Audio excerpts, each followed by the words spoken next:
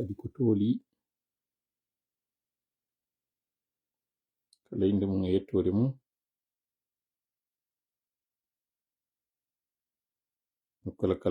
nokku kala ka wontirɗon to en fuɗɗade live on anda taw si ɗon nan delan ke mi yi ɓerkoyno ƴawa mi yal taw commentaire ji ɗin mi yal kadi goɗɗo eno connecti taw ka hande ara yaltitata slow connection okay, mi rena goɗɗo eno connecti mi yi non ɓerkoy koyno ƴawde qu'est-ce que ça veut dire quoi do mi anda que yi commentaire ara non mi yal taw commentaire ok Mohamed Samba Souraim Diallo wi Sam Amadou Sadio Ba Yaren Fouta ok c'est bon déjà que mi andi ɗon yiwde lan miɗon kadi ka live ɗo parce que mi rena ko jelo connecti Souleymane Taka Diallo donc c'est déjà bien ɗo labama aray miɗo wadde ɗo hidito ɗon ɗo yewtere musidɗo men no jogui ɗo ɗerol ɓe innamo ko pottal woni inde ɗerol ngol waɗi ɗo yewtere miɗo ɗaɓɓitude vidéo makko on je n'arrive pas à retrouver pour le moment ok voilà moɗo vidéo mo yoton ɗo 78 000 ɗum noon ko publia kon kadi te heɓal tawa e 3 jours 78 000 like on yi vidéo no jogui presque 1 million de vues yetela ene biro tungina fulumba afrique yarata yeso e sifa o mentalité ɗo ayeɗo goɗɗo mo créé compte hara o yewtata fu yaafo ɗon noon en niɓɓini e wi 22 heures kono ko 22 heures Nigeria na 22 heures la Guinée ko 21 heures après ɗon en heɓi retard mo 15 minutes mo tawata ko woni wonɗe yaafinade ɗo kadi ɓeyditen e ka yaafine ɗen ɗa ko yaafo ɗon moƴƴa noon fewndo ɗo miɗo woni hyper occupé ko mi wi o min ɗo woni occupé haray mi fanni yolɗende nden aliralan fewndo ɗo ni few et c'est inquiétant, ça m'inquiète fuɗɗike lam mapinde parce que mi woni complètement découpé du monde et déjà miɗo woni feerejo miɗo série ndi ado hewtude ɗo hande kadi no mi ɓurti wonde kadi série ndi ɗo mais la bonne nouvelle c'est que woɗɗike la bonne nouvelle ko lanno ɗum cippiro ngo e bawgal Allah woɗɗa e woɗɗaka lannode ko ɗum ɗon woni kadi ko ɓuri mi weltinde o donc haray mi yaafino e mon kala tawɓe onon ino faala humpodirde an kono hara ala wawde laatade mi wi on tenen ha e alarba mi humpodirtake joni noon alkamsa e juma ko ɗiɗo min no haray miɗo mari yolɗende ɗin ɗon noon mi waɗi ella andingol ngol ko ɗi mi humpodirte joni noon fap ko waɗayno kon tenen ha e alarba arti joni alkamsa e juma mi ala joni noon hande kadi tampew mi wawata kañum kadi suivre des rythmes wawgol jokkitagol jama on mi wawa humpodirde e maɓɓe metti fiyande kadi moƴƴa noon ko hay wownoɓe humpodirde am ɓen ison du mal humpodirgol yam kono fof e mum jentitoɗen nde yewtere ɗo nde o yewti nde mi faalete artude e muɗum ɗo sabu mo yewti ɗo toɓɓe ɗiɗi e nder toɓɓere wotere ma wotere nde enen lanciteten toɓɓe ɗiɗi ko tawata min kadi mi yewta e nder o live ɗo so Allah jaɓi hara heɗitoɗe mum kono hota yimɓeɓe absolument rien ko amugol tum lummino amatu yahen abonoɗe like partage waɗen si goɗɗo ari ɗo no hollude en piiji ko honno goɗɗum créirte ko wata nafude société on kon nafa yimɓe ɓe nawra e yeeso mosiɗɗo ko 12 vie 13 vie jentitoɗen ɗo hay mi yewtino goye findu moradu ɗo e saayi ha Mohammed jibinande timbi Madina wontirɗo Chicago sinam fayo addanimi vidéo mi yiltitaki mo e makko e vidéo on ara yafotolan ɗo mi profita occasion ɗo mi andina mo mi yiwno vidéo mi yi'anumo fewndo ka waddimo ɗon ka président Ibrahima Traoré président Burkina Faso on waɗuno entrevue no gasa on faami ko ndetuma ɗo waɗi heɓi ɗo joni ɓuri lebbi ɗiɗi parce que sinam fayi koye nder suuma yewnu o waɗno on entrevue sinam fayi suis un peu perdu dans le temps ka o wi ɗon yimɓe men ɓen ko ɓuri yiɗude Afrique ko ka payago woni kaka sama kala woni kaka merente woni kala ka tawata hara nafay jama on ha jaka e ɗum ɗon siɗon anditi nde ñande mi waɗani yewtere mi inni o ne en 2026 ko e ngal ɗo ɓalejo immi yehi ka lewru woɓɓe aroy noon faljitoy mi andini non na o ɗo woni ɓalejo atiɗo yawde on ka lewru mi wurtini nde ñande mi andini na kanko woni ɓalejo atiɗo yawde on ka lewru haɗi ɓalejo go yeyino d'ailleurs mi sikki e ɓaleɓe ɗiɗo par ce que goɗɗo e maɓɓe haɗi ko un peu métissejo tawɗo ko sengo kibenjo mo mari ɓandu ɓale e dane fo sinam fa mi yiltitoto e ko ɓe faljitimi kon e mum fo e mum ɗo on anditi mi waɗino haɗi yewtere nden andigol enen ande ɗo ko sama kala yiɗuɗen ko ka payago woni kala ka fijindaru woni ko ɗum ɓurɗe yiɗude kala ka tawata nafa woni en arata e mum même si alhamdulillahi ino waylade alhamdulillahi hakkille ɗen no finude kono fo e mum jentitoɗen ɗo ko yewtiɗo kon ka tawata no mi wiiri noon min kadi mi yiltitoto e mum e nder o live ɗo sallah jam ka tawas goɗɗo darantama ɗum goɗɗo partasata sa yewtiɗo ko nafata yimɓe ɓe nafata leydi nawrata leydi yeeso a jonude ɗo projet ji fi affaire demal affaire ngayna affaire tutugol leɗɗe affaire ngeygu ko honno business waɗirte ko honno laamu yarata ko honno leydi wawata yarde yeeso ko honɓe duwa hikkade yeeso billahi yimɓe ɓe darta ala haray ko ɗum ɗo mi haɗa ɗo yewtere makko ne yayi mo mari page wiyeteɗo ko pottal ko hande ñande kadi o yewti fi kutoru ndun mi weltanomo ɗo o yewtino kadi fi kumaluɓe meɗen ɓen mawɓe meɗen ɓen ka tawata ɗum hiɓe oñori sengo woto si ari hewti yewtingol e men ko ɓe nela kon ɓe yettinay kono enen se neliɓe ɓe yettino e ɓen neluɓe ɓe yettinta ɗon ɓe innay kamɓe ɓe anda fi mum o waɗi ɗen yewtereji ɗon fof mi andina on le min e makko hayde wotere mi yewtare mi yila vidéo makko mo waɗi ɓuri hitande ka o lintuno men ɗon men seeɗaɓe ɓe o waɗi hakkille makko e maɓɓe o tawnimi nder ton mais gibi ɗum waɗi non seulement fewndo ka waɗi ɗon mi yano par ce que ari ko fewndo tawnomi ɗo deƴƴi kono watti ɗon haray himo ayni taw aray andugol ngol ko ɗon kadi woniri neɗɗo on kadi na yo hoole few haray mo ayni taw andugol ko honto mi yaltoyta par ce que ari on tumatay ko sayi momi deƴƴitay haalaji buyno wolede no ñoññira o ɗo kadi deƴƴi so yaltitoy ɗo haray no gasa o ardanay en e mbaadigo kañum kadi andigol tun haray mi yewnu on vidéo makko donc mais yewta sakko won haray meɗen feppodiri e yewtereji mi yewtiɗo yewtere nde tawata kankadi o yewti sifa mayre e laabi tati go on nomi wiiri noon fewtugol mawɓe men ɓen yeetoɓe wota ɓe oñoro sengo woto wota ɓe wonu ɓen yettinoɓe amen ko tawata menen si min neltiɓe ɓe yettinoyta go o ɗimmel mum fi puutoru ndun o yewti fi mayru o yewti ɗon ko tawata haray omo ɓe innata ɗo ko onno ko divido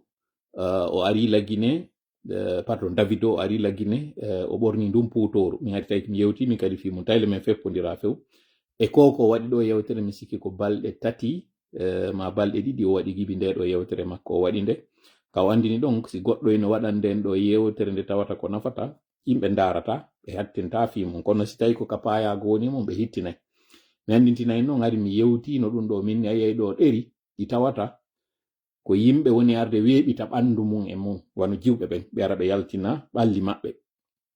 ɓerɗe ɗen koyɗe ɗen ɓawo ngon ɓe ama hucca ama fewta ayiyay ɓen hiɓe mari 17 000 47 000 70 000 130 000 mi yiɗo goɗɗo ay mo 167 000 sinami fayi mo tawata hay o wowlatagoy ko ɓandu makko ni woni yaltinde o waɗa morceau goɗɗo jama on ekkuto o morceau o seppa o yaha o arta o immo o jooɗo o sulmo o waɗa sifa impiji ma rawde o seppay to woni fu sara wala waɗude hara mo waɗi filtre kono ayiyay ɗum ɗo mo mari ɓen abonné ɓe ɗon fop yiya goɗɗo wonɗo e noddude en fi dina fi no janngo men on moƴƴira ma wonɗo e noddude en ti fi aduna ɗo wonande ɓen tawata hara yajaka fi janngo on o yeeto e no wiiri ɗo ni ko honno hakkille goɗɗo ɓendirta ko honno goɗɗo yarata yeeso ko honno goɗɗo yiwrta e niwre ko honno goɗɗo waɗirta hay siko lekki ayey on ɗon on ara ko 4 000 5 000 si o heɓi e nder yontere nden fof ndaroɓe ma min no wonɗo yewtude on ɗo miɗo tawa e ɓen duuɓi 6 aray woni si Allah jaɓi gibi mi ari ka réseaux sociaux ji ɗo c'est vrai miɗo mari ɗeri buy ɗi mi innitori kono ɗerol am ɓurgol marde yimɓe ngol ko 130.000 mi sikki mi mari e maggol wuluji 134 sinam fayi ko tellen ɗo mi jogi bon goɗɗo ara ɗo joni na kono anga waɗata contenu ji yontere nden fof ko waɗirta ko weekend heɓi weekend c'est vrai julde juma nden ko de wotere waɗata e nder yontere nden kono nde heewa fof kadi no andi fof kadi goto kadi tultatande donc aray on argument ɗon o ƴetta no woodi woɓɓe goo tawɓe aray kadi c'est la même chose ɓe woni e wadde no woodi ɗo kirɗinoɓe tawoɓe ɓe waɗiri festival o ɓe waɗiri activité o presque festival heɓi festival concert heɓi concert kono yeya ɓe mari ɗo 1 million d'abonnés goɗɗo aray ɗo joni kadi inna ko wonɗa e wadde konko fulɓe ɓen tu wonɗa waɗande ala wolde français ko ɗum waɗi hadi heɓa ɗum non no woodi woɓɓe wonɓe waɗude ɗo yewtereji ko moni e wadde ko ara ko kirɗi ara ko pulal tum ɓe woni yewde hara fus ɓe wolta e nder français ɓe wolta e anglais kono ara ɓen ɓe mari 500 goɗɗo ara joni inna bonko ko par ce que koko kirɗi ɓoni e woni e waɗude bref justement yewtere nde nde juutay si mi jokki e mayre ɗo e yaha e woni ha en ando e tawn toon ɗo yaltoyde déjà ni ɓi mi faala tun hollude en si tawi ko ni wonɗe yaarude ara en muutotako se muutike en yawata joni noon ko piiji ɗiɗi fotini yaadu ko wuggagol ngol e mayru ma yewgol ngol woɗɗa e mayru si tawi a faala wuggade tinna a yahay an tum ɗon a wuggoto ala goɗɗo wonɗoma e ñeeginde kono sa faala yaade ka woɗɗi a yaada e yimɓe ɓen ɗuɗon kono ɗuɗirɗo o yaadu ndum ɓuri welirde fi joni noon si tawi enen en wuggotako en mutotako haray konto fokkituɗe haray mi landike on ɗon ɗon si wi ɗon kadi haray mi andina en gibi ɗo noon naɓi yeeso min ala anifa sa'idan si Allah jaɓi e ñawday ɗum ɗon sengo ka ɗerol ɗo non seulement meɗe mar réunion jango mum e waɗata si tawi mi daɗi e réunion on si Allah jaɓi. Et je profite de l'occasion andingol on que je joue mon siège. Qu'est-ce que ça veut dire? Donc andi politicien je si ha hewti e nokku ka tawata ara wonɓe ɓen ka parti ɓe innayi bon gibi wari ɗo mi yaali tigi tigi goɗɗum nafa ɗum annaki joni hara sayon hewti ka tawata vraiment waynodiren e makko ma ɗum darte lawol ngol darte yaadu ndum on andi mo kala hewta e on sayi ɗon ɓe inna l'heure du bilan mi falno waɗanden ɗo partage image réunion amen momen mari jango on ka frappe mo tawata gibi mi tawa e mojobere frappe nden hari réunion waɗaka mo insistira non insista kadi yo mi tawe andi goɗɗum si no ƴettede hoorema profita ɗo mais c'est pas pour vous paniquer mon e yewtede ɗum ɗo c'est juste une question de transparence kadi hara ko yaltoy wo hara juho yaali on mi yewta taw hawju noon yawgol ngol e conclusion comme j'ai dit encore une fois mi falno e waɗande ɗo image ka tawata réunion on hakke ma ka o tintinga hay photo adda prospectus waɗa flyer waɗa fima ko réunion mo tawata ko menen membre ɓe ɓen d'abord ara noon ata wiyede o fo tawe inde anden tukka nder ton kadi wiya tout pullo yomi tawe d'accord ɗum ɗon go'o email mum yo naali ka tawata ɗo mi ari mi andini mi tawete mais adda kadi prospectus andina ɗo noon ko fof ko yotare donc ça veut dire réunion on jango ça passe ou ça casse ɗum ɗon mi avisa o mi andina o donc si tawi hara mi daɗi hara beti daɗi e nder mum parce que fewno kam nawno mi rati réunion ji ɗi tawata ko angal cellol mi wawaji tawede majji goo email mum golle ɗen si en daari gibi inna frappe o lansama en 2022 heɓi hande ɗo no wawa wonde hara ka faala yahede ɗon ara hewtaka donc si ɗum ɗon non hewtaka miɗo tawa e communicant ɓe namin ardi mojopere nden ɗum ɗo mi précisa namin kono puisque ko min halfina yewtere nden ka yaasi no wawa wonde ara mi ala wadde golle an ɗen si tawi no hewti ɗon il se peut que lande goɗɗo go joni waɗu golle ɗen il se peut mi yaali ko ɗum j'anticipe pas mi wolay to wonna wullitagol kadi moni e wodde mi informa e woni ɗum ko ɗiɗi tammel mum no wawa wonde hara piiji feƴƴi ganin ɗo ɗi tawata change paradigme o hande kadi hara il faut être réaliste comme j'ai dit on andi ko inete real politique on ka Machiavelli wi kon il faut être réaliste ko ndaarugol ngol tawa heyi alaka yahede yeeso joni noon si arta ko yeeso no yiltoro ɓaawo donc no wawonde ara ɗum ɗon kadi hala ko on réal politique yewtoyte e réunion on janngo mi anda donc tout de même ou tout contre fait miɗo avisude on ko ɗum woni miɗo huude on mi andina on a wara e réunion janngo meɗen mari mo tawata ko yaltoyto wo haray koye ndarno jaɓiren ko yaltoyton kon en tout cas en ce qui moi me concerne haray miɗo jaɓi miɗo ne'i e hoore mum kadi mais c'est une réunion tellement important joni noon en attendant haray no ɗo ko moni e fewjude ko ka ñawdugol désormais e yife on ɗo ni o live mo on ɗen e wadde ɗo pendant qu'il est 21h passé de 30 minutes en temps universel hiɗen waddemo ka frappe front républicain pour des actions patriotiques mais mo yuɓɓodiri kañum kadi e ɗerol innetego ngol toola tengela ngol tawata ko ngol woni ngol atiɗe waɗude innetego ngol hay toolimon ka toola désormais noon no ɗo yewtiri noon ka ɗerol ɓay tun jama on hino holli wondema ko tawata eɗen tañƴini no hitti kon hitta e maɓɓe désormais live ji ɗin ko waɗata koye ngol ɗerol ɗo ɗum ɗon ko goo en yuɓɓidirta e ɗerol goo pourquoi parce que ko frappon mi faala yen ɓuru hittinde yeeso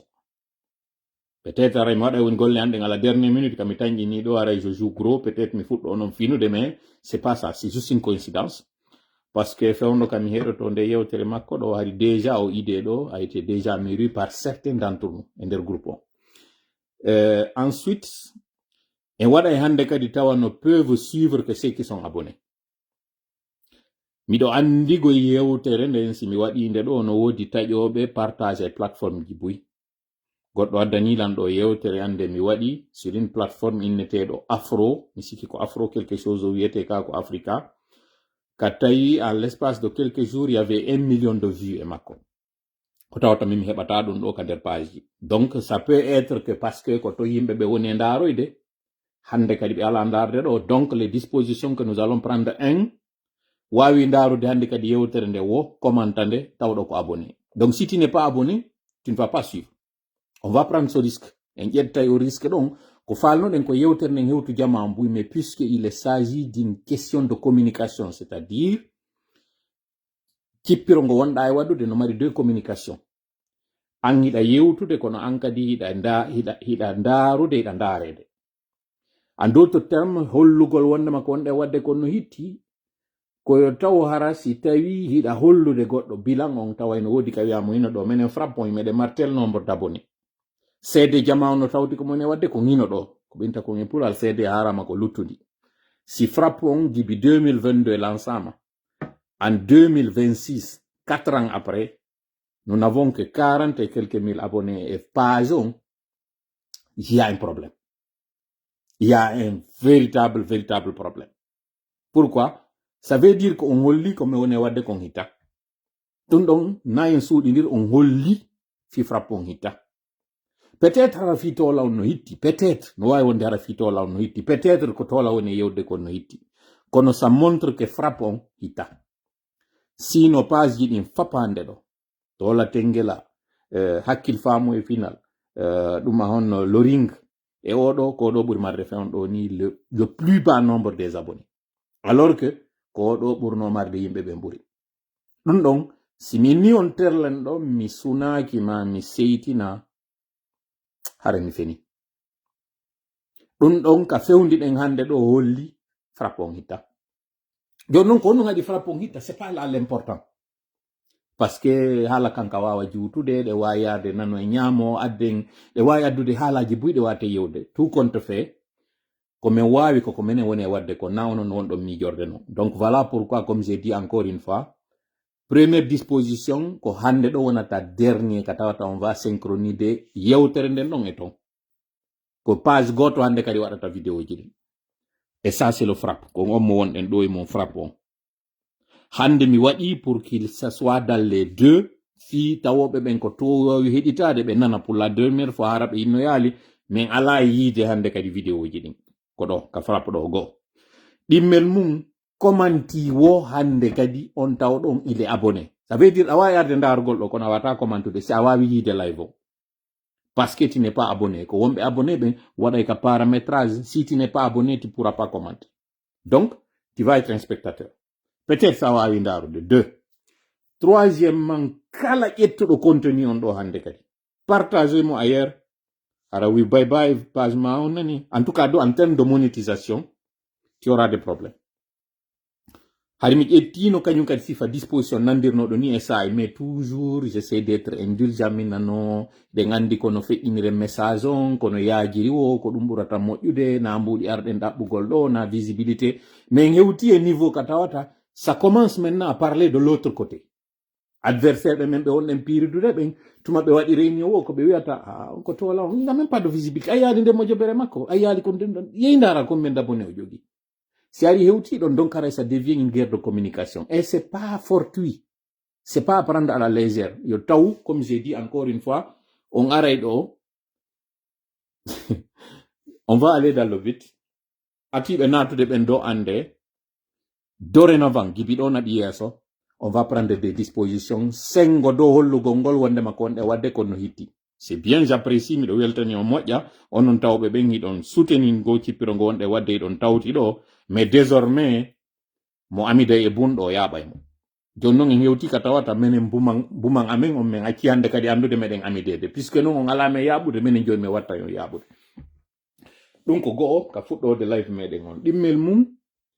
nous avons de très bonnes nouvelles ɗi tawata haray mi no live on no woni fuɗɗorde ɗo non ko noon kadi o lannirta.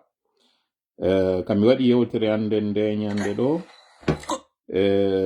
o gandi mi yewtuno mi yehi ha mi kalifi woɓɓe babbi wodi ɓe mi humpodiri e mon seeɗa innuɓe langaray kamɓe ɓe tawtano mi yewtiri noon. Joni noon ɗo hewde ɗo miɗo marɗo morceau mo mi faala waɗi nden live men on o fuɗɗora e morceau o lannitoro e morceau parce que j'ai des informations à donner. Ara jentitoɗen ɗo.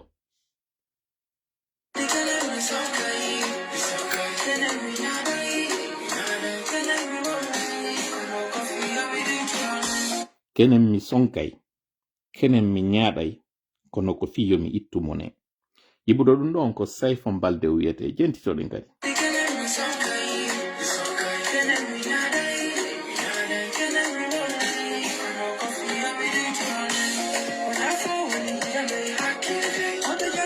Hakkil non seulement mo yewti e nder o morceau makko fi hakkil, mais o yewti kañum kadi ko tawata kon kenen mi sonkay kenen mi ñaaɗay kono ko fiyo mi ɗoytumone. Miɗo waɗi album comme mi faala on écoutinde à la fin de ce live là album mo mi waɗi on ɗon on hara na goɗɗo inni yimanilam min tigi mi daari mi tawi parce que koto Moukhtar Moukikelan ɗo a winni dande ande wela kanko mo wawi wadde guitare yimɓe yimi ɗo ami pourquoi min kadi tola tigi mi yimata. Donc à la fin de ce live là mi écoutinayi on morceau mo tawata ko min tigi yimi mo on tuma apprécie on daren puisque joni wajagol ngol e yewtugol ngol ɗo ala nafude. Min kadi yomi naatu joni ka yimoɓe ɓen yomi naatu min kadi ka chanteur ɓe mi wona chanteur jo min kadi mi wona min kadi comédien jo seeɗa mi ndara si yimɓe ɓen heɓoto ɗon parce que il paraît que pour être connu il faut être soit con ou être nu. Les hommes vont être cons et faire de la comédie, les femmes vont se dénuder et être nues. Donc ko ɗi moji ɗo compose innugol ngol connu, c'est à dire wo fi ya wono andaɗo ko ya wono on waɗowo payagu ma wona on ɓorotoɗo. Con et nu si a hawtiri ɗi ɗiɗi e français ko ɗum wiyete connu andaɗo. Donc ko ya wono on con juunu ma wona on nu tawɗo on ko ɓorotoɗo. Donc joni noon min kadi haray miɗo annonsude on album an on ino yaltude mi écoutinayi on ɗo taw no ndaren si tawi joni mi watti yimude min kadi mi atti warde ɗo mi waɗa min kadi ɗi tiktok ji mi waɗa min kadi payagu ngon si yimɓe ɓen ɓeydoto seeɗa. Donc haray o morceau Sayfon ɗo kono fuɗɗorɗen ɗo ni ko morceau an on haray lannitorten. Si wiɗon kañum kadi ausbillahi samil alim min ashaitan rajim bismillahi rahmani rahim rabbi shrah li sadri wa yassir li amri واحلل عقدة من لساني يفقه قولي ربنا علمنا ما ينفعنا وانفعنا بما علمتنا وزدنا علما نافعا واجعلنا للمتقين إماما ويكاد الذين كفروا ليزلقونك بأبصارهم لما سمعوا الذكر ويقولون إنه لمجنون وما هو إلا ذكر للعالمين وما رميت إذ رميت ولكن الله رمى بل نقذف بالحق على الباطل فيدمغه فإذا هو زاحق ولكم الويل مما تصفون وقل جاء الحق وزهق الباطل إن الباطل كان زهوقا ما جئتم به السحر إن الله سيبطله إن الله سيبطله إن الله سيبطله إن الله لا يصلح عمل المفسدين وما هم بضارين به من أحد إلا بإذن الله وما هم بضارين به من أحد إلا بإذن الله وما هم بضارين به من أحد إلا بإذن الله ولا يفلح الساحر حيث أتى فإن تولوا فقل حسبي الله لا إله إلا هو عليه توكلت وهو رب العرش العظيم إنا كفيناك المستهزئين إنا كفيناك المستهزئين إنا كفيناك المستهزئين والله يعصمك من الناس اللهم صل وسلم وبارك على نبينا محمد وعلى آله وأصحابه ومن تبعهم بإحسان إلى يوم الدين أما بعد أرى أو هندد أو live on particulier في هون وني particulier هندد ملا information بوي كم جونا تاو هندد أو يلتي تو information جديم جونا نودي on va faire le bilan kon wonde waɗirde o bilan hare poɗe hakkil moƴƴe ko moni yewtude hande kon ɗo parce que non seulement e sa'i arino ɗo wiwɗen iɗen jonnude information informuɗen ha yiwɗen wondema information on si jama on andimo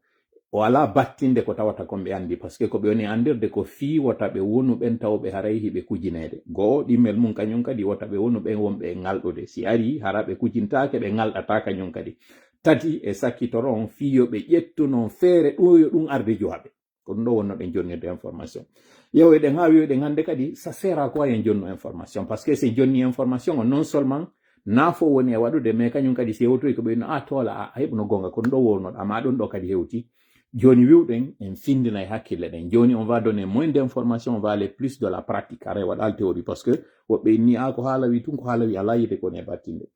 ɗum ɗon kadi e waɗi ɗum ɗo lebbi joni noon en ari ka tawata au lieu de en findin hakkille ɗen parce que alhamdulillah ɗi fini mi hiwroɗo ara yaso aydu mi yi vidéo ɗi on e wadde ɗin hande ɗo équipe tola on o yaaji hande ɗo yimɓe wonɓe raisonnirɓe no tola faalira e raisonnire noon ɓe ɗuuɗi hande ɗo paykum bonkori en si savani en hiɓe ɗuuɗi simi linti ɗo woda joni ɓe mi acci kono ara ande tun ɗo golle ɗen ɗuytike komi ɓurata weltorde tawa ɗo ko ka tawata ko yontere joni no wawi waɗude hande lanna hara en natali payago e mum alhamdulillah joni ko onon tigi woni addude message wiya hino ko ɗum ɗo wonnoɗa yewde fimum ari waɗi joni noon ɓay waɗi ko ɗum ɗo menen men hani waɗgol donc woni ka wonɗa ɗon ko ɗum waɗi joni si lendi o mercredi hay simi ala ka réseau sociaux ji ɗo alhamdulillah rabbil alamina ça va so yi en ɗoyti kañum kadi live ji ɗin ɗum ɗo fof ko nafa ko tawata kon fuɗɗike battinde joni noon iɗen ari noon e niveau mo tawata no mi wiri noon ɓay tum ɗi wowno ɗin buy ɗi waɗi ye yiltiti e ɗin ɗon kon wonɗe yiltitorde maɓɓe hara on jaray ɗo kaka fen famoton ko on ɗum waɗi si hande ɗo ya moins d'information addoni hande ɗo eɗe yiltitade eɗi yewtunoɗen fimuɗum fuɗɗoroɗen taw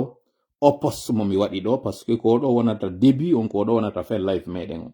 début on ko woni dow kon ko tawata kon numrudu ɓay iwi Kenya o immino o yehi o yiidoy e Paul Kagame ɓay ɓe yewti ɗon e hino ɗo kaɓe wi ɗon président Kagame met with the president Mamadi Doumbouya and the Republic of Guinea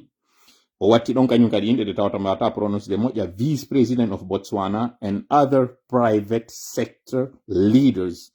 on the sidelines of the Africa CEO Forum 2026 donc contrairement e onon sikkirɗon noon ko on ɗum o yahani mi yewta on ɗo kon ɗum o yahani fi muɗum ko ɗum ɗo wonata toɓɓere nde mi yewtata ɗo fi mum ka lannode live on ensuite o publication mo yiwɗon ɗo mo tawata ko usu jiga woni ka waɗi mo ka o holli ɗo wondema goɗɗo maayi mo tawata mo yurminde mo arde waɗa gonɗi noora ko ɓeynata kon e français gonɗi noora larme de crocodile ɓe tawɓe ɗo o inni c'est avec une profonde tristesse que j'ai appris le décès de notre doyen Antoine Dobo Gilavogui, ancien collaborateur et fédéral de Kankan. Kono wolali ko collaborateur et fédéral on ɗum o wolali ɗum ɗon woni tun ancien collaborateur et fédéral de Kankan. Fédéral de qui? De GMD, l'IFDG, Serelac o wolali ɗum ɗon comme à ses habitudes o wi ɗon kañum kadi homme d'engagement et de conviction, il a marqué la Haute-Guinée de tous ceux et tous ceux qui l'ont connu. Donc, kadi o wolali à travers quoi? J'adresse à sa famille, à ses proches, ainsi qu'à l'ensemble des responsables et militants des LR, les réformateurs ko joni non woni yewtude ɗo mi wayno non réformateur à la fédérale mais hay ɗum ɗon kadi o wowlari on LR ɗon ko honɗum woni ɓen. Mes sincères condoléances, que le Tout-Puissant lui accorde sa miséricorde. Paix à son âme. Onon mo woni hiwrade ɗo fatunde mum ko kanko woni sabu makko. Fi honnu otowal ngal o jonnuno on ngal ɓe jaɓiti ngal. Fi kala on hino nawni immi ka iwi ton ka nawni ɗon ari hewti inni modi ta hersinan. Wata fodan ko foduɗa alan kan fo acca hewta ɗo modi wata mi mayo tawa ko ɗum ɗo lottata. Na ɗum ɗo woni ko hitti kongo e ko mon e yewde kon fi ɗum ɗon. Ko andintingol on tun balɗe seeɗa eno feƴƴino ɗo min no collaborateur ɓe ɓen woɓɓe yahay ka gendarmerie woɓɓe yawoye ka kaso woɓɓe yawoye ka laptane woɓɓe sakkitoroye ka berɗe mi wowli ɗum ɗo ka mi wowlali ɗum e live ango ɗo en feƴƴatago e ɗon taw en andintinali ɗon ka commenteji mi faala yo waɗanan ɗo fewndo ka mi wi'i jamfiɓe e jamfaɓe no yeeso Allah kono aduna ɗo taw jamfiɓe go'o ɗowti woɓɓe yahay ka commissariat ji woɓɓe yawye ka maison centrale woɓɓe yawye ka laptan woɓɓe lannitoroyo ka berɗe mi wowli ɗum ɗo ka mi wowlali mi andale ka wirnigo e mi yata ka wirni kono yer komi humpiti kon mi adda en hewtina en ɗo waɗi ka waɗali wodali hewtuɗo ka berɗe ko hankin ɗo ɓe ɗo faati ɓe wiyeteɓe ɗo dobo mi wowli ɗum ɗo n'est ce pas ok iwen ɗon e nde yewtere makko ɗo kanko aren ɗo kañum kadi e post mo tawata aray no circulte fewn ɗo ka réseaux sociaux ji simi itti ɗo oɗo mi watta ɗo kañum kadi o publication ɗo déjà mi waɗata o kamɓe fatiɓe ɓen ɗo e otowal ngal ɓe innanongal ɗo qui est maudit qui ne va pas accepter wonande ɓe anda ɓen ko ɓe woni ɓen mi waɗi ɗo aray photo maɓɓe mi watta ɗo kañum kadi goɗɗum goɗo ka tawata fewnɗo no circude ka réseaux sociaux ji ya fait voilà inoɓe ɗo kamɓe aray fatiɓe ɓen ɗo mais mi yewtu noon ɗo kañum kadi fi crise minni crise ji no arde mi wi crise courant crise liquidité e mi wattani en ɗon kañum kadi crise carburant bon carburant on mi andinayi lagine fewndo ɗo ino ƴettude carburant ino négociede ɗo fuɗɗama livrede sengo Nigeria kono ɗo wonata les rares informations ɗi minen e jonnude hande ɗo mi yeti kon information ji ɗin ɗi ɗuɗata e yiltitoto woni e ɗi mi wowli ɗi tawata yontere ɗo ɗi waɗi jentite no moƴƴa poɗon noppi e ko mon yewte ko namantimon e yewtorde parce que j'ai des bonnes nouvelles aussi à vous annoncer ici heɗito ɗon onon tigi mo kala ñawana hoore mum golle ɗe wonɗen e wadde ɗen si tawi ɗe moƴƴa kayɗe moƴƴi si ɗe ala battinde kayɗe battinde ko ɗum haray wonɗen e wadde hande ɗo parce que no mi wiren noon alqur'an on ko pecce tati sendetemo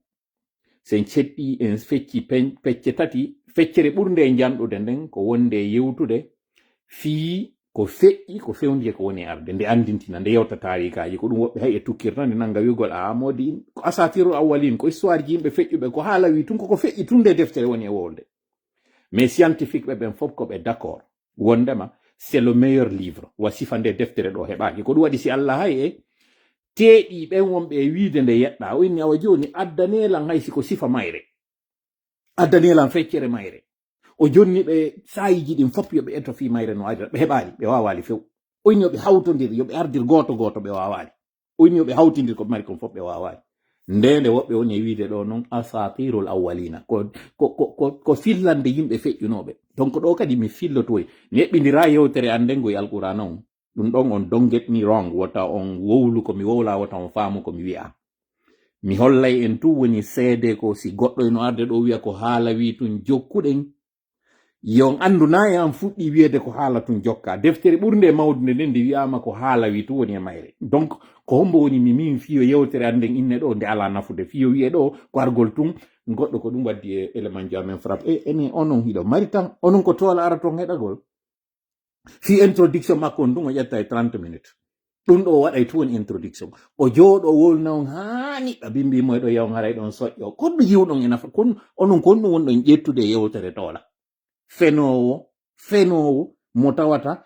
waɗa pause o yiltito o yaha o ƴawra sifan mon e warrude ɗo ni ko ɗum wona wolede. Mais c'est pas grave. Jonnon hande en waɗude bilan pour bilan. No mi wirnon encore une fois, mi wawlan non ɗi crise de liquidité ji tati ɗi mi yewti ɗo fi muɗum. Paf hande ɗo Abdoul Latif waɗi publication parce qu'il fait partie des plus sérieux ɓe tawata ɓen tuma yewtete o goɗɗo hay ñande go arno les publication amen o inisi mi wowli ɗo goɗɗum tanki Abdoul Latif confirmali haray wonali gonga ma ɗum ɓe yaali ɗum ka page Abdoul Latif mi yewromo ɗo en passant mi andi noon ɗon kadi ha hande min yewtali ha hande min e makko nous n'avons pas quelque chose en commun mi yidali mi yewtali mbiɗa andi noon kankani mo États-Unis ɗo comme moi o waɗi publication ka o explique fi bateau on jonnon mi lando on ɗo onon daroɓe lam ɓen hara wallinay tawoni crise yiɗin ɗa on information mo jonni ɗon tun fi bateau turc ɓe ɓen ka o wi état Guinée on ino ñawli bateau on des milliards o wi d'ailleurs ɓe ka bateau menasi wonde maɓe retira bateau on ɓe naɓa mo daroɓe lam ɓen ɗo tigi tigi tigi kondotuma de mi jonni on information fi on bateau mi wawlani on montant mo lagine juwa on mo tawata ko 1 milliard 200 millions on tuma juste wonɓe darde lam ɓen waɗen vérification ni tun juste pour voir no woɓɓe wiyarta non on va voir ko ndetuma de mi jonni on information ɗo si ɗon manditi mo tawata hande ɗo le 16 mai 2026 Abdoul Latif jonnimo avec plus de précision et de concision o juutinal publication makko on juuta min ko mi yewti ɗo ko e nder live mi yewti fimu fi crise électricité o e mbuuɗi ɗi lagine duwa ɗin ɗi tawata ɗin ɗon on ko seede mbuuɗi ala on mi yeeti on tuma min ni ɓe ñawli joni noon ko ɓe ñawli kon ɓe hendike avance ka sengo mbuuɗi simandu fiyon heɓu tun ide wonande ɓe andali ɓen ko fewndo innano hayay simandu lansaka taw min ni mbuuɗi ɗi ɓe hendi ɗin ɗi yonali ɓe yehi ɓe yoɓitoyi seeɗa ka bateau fiyo ɓe wawa continuide kono wawali yoɓude ko ɓe ñawli kon fo ɗum mi wowlani noon ɗum ɗo ça fait plus d'une année hande ɗo le 16 mai 2026 Abdoul Latif ari confirmé donc mi faala wiwde ɗon tawa ɗo e juutude yaw yeeso on foppo yi fewndo ɗo électricité ko woni e mankude ko on foppo yi ɗo ni délestage o mais est ce que ɗon ngalɗi moƴƴa yo taw ɗum hande no waɗude est ce que komi yewti on ɗon conseil une information en tant que tel de vous à moi hakkunde men ɗum ino woodi ka ngalɗini on ɗo c'est dire si on andu ko wona ɗon suuɗede kon on accay no waɗangol e ɗiɗi jentito ɗon watta non kadi yila fi affaire électricité on faamali moƴƴa e ardoise on to woni mi yewta ɗum ɗo avec beaucoup d'humilité mais ko parce que miɗo mapani en lagine woni simɗo yewtirde ni wallahi billahi tallahi Guinée hino e nder otowal ngal tawata feren on murtino soferji on maayino ka ɓaawo valan otowal ngal no junnitade yumboro mo tawata kaka wimbo foppita mi fillito lagine ka fewndi ɗo no som ko ɓeynata kon ko roue libre tuma pinere nden hande kadi haray no yewde mes fren fop acciti goto ala contrôlude ma hay sino jooɗi ka valan o wiccay tu woni nano e ñaamo fino otowal ngal wawa yehirde a on ɗon noon soferji o maayino ka ɓaawo volan o maayino hande kadi mo jooɗi ka ɓaawo volan ɗon otowal ngal no yaade ala yiltude ka nano ala yiltude ka ñaamoyno fekkiti ka wimbo ka seere fokkita sa nani noon nde yewtere ɗo an wonɗo heɗitade lan ɗo a faaminde alhamdulillahi sa nanali nde a faamali nde fayin kadi alhamdulillahi parce que mi yewtirama fiya daɗu he parce que a daɗata ko mi yewtirma ko fiya heɓilo nde no waɗa hara bete a wawai heɓude no fokkitira ko donki wona yewtere ɗo fi mum iɗon sutade intérieur comme si de rien n'était hirdeji no waɗude comme si de rien n'était examen scolaire no programme comme si de rien n'était on anda ko wona kon e mum mene meɗen informude wonɓe ɓen ka yaasiɗo yawitade ko ɗum waɗi si hande ɗo ɗon jonni importance payago ɓuri komi woni e yewtude ɗo ko o yi'iray noon gotum kono a wolanede kom are non justement sen iwi ka crise électricité yahe noon kadi ka crise carburant parce que hande kadi crise de liquidité on hina ko yewtete fi mum mi yewtata min hande kadi fi crise de liquidité parce que wowtanoma joni hande kadi yewtugol fi mum ko yewtugol ñalbi mum ino leefi crise carburant o non seulement carburant mo jogi ɗon on ko carburant mo tawata ko Aliko Dangote woni e jonnude mo on non carburant mo Aliko Dangote woni e jonnude ko wonɗo insuffisant e hore ɗum kañum kadi qualité on wonali optimal parce que ɓe alamo jonnude ko rafina ko yoni e sa hay o yaltino wullitinoke e gouvernement makko Nigeria o inni ɓe sabotude mo pourquoi no tawirta noon Nigeria ha joni no gollidude e woɓɓe go ala kañum wallitade raffinerie makko ɗum ɗo ko solution palliative waɗa faalaɗo no humpitade moƴƴa ko mon e yewde ɗo ko mayya indice yiɗi par ce que mi ala juutinde yewtere nden yo yaw yi'a ka Aliko Dangote tawa e rencontre waɗɗo on Kenya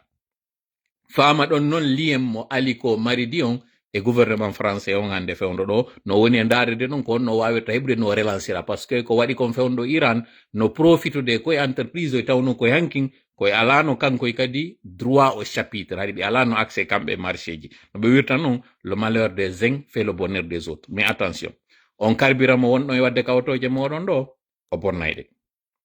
parce que o gaynaka raffinede raffinage makko arɗo on kañum kadi wona adapté otoje lagine ɗen si tawi e sayi adax yewtano ɗo fimum Thomas Dietrich ay portana ɗo plainte ka o yewti ɗo wondema carburant wona ɗo addede on ko mauvaise qualité ɓay o waɗi on scandale ɗon ɓe change ɓe yehi ɓe change e fournisseur jogoɓe ɓe addo e carburant go kono haɗi otoje woɓɓe go déjà bonino ay vidéo ji yaltino ɗo ka wonno ɗon e yiide otoje no yaltinde curki mo tawata ko sabu consommation carburant on qualité carburant wona ɗo e addede lagine artiti ɗon ɗum ɗo fof ko fi évitugol yoɓe yoɓu facture ɗi ɓe ñawli fournisseur je maɓɓe on en deuxièmement évitugol yoɓe waɗu monté carburant mo tawata on ƴawino partout dans le monde kono mi falama yettade musidɗo il y a rien de nouveau sous le soleil live amo mi waɗi hande on ɗo ko valable 2 mois plus tard parce que koko mi wowluno il y a 2 ans plus tôt ko ɗum woni répétandema hande ɗo ko woni on tuma fewno mi wowluno hari no ɗabbede fi o ta yaltito hande ɗo noon goɗɗo wata suuɗide nangue ngen jungo muɗum yaltiti donc siɗa faala humpitade ka fewniɗa ɗo yiltitoy komi yewtuno ko balɗe ayiyay fop fama la seule nouveauté ke wondema ɓurti wonde grave so dani ɗo joni ɓe waɗi décret ɓe itti kanko wonɗo on ka hydraulique et énergie wota juo mais ce n'est qu'un fusible ara itta ko thermomètre on lanca hina température on ara beesi pourquoi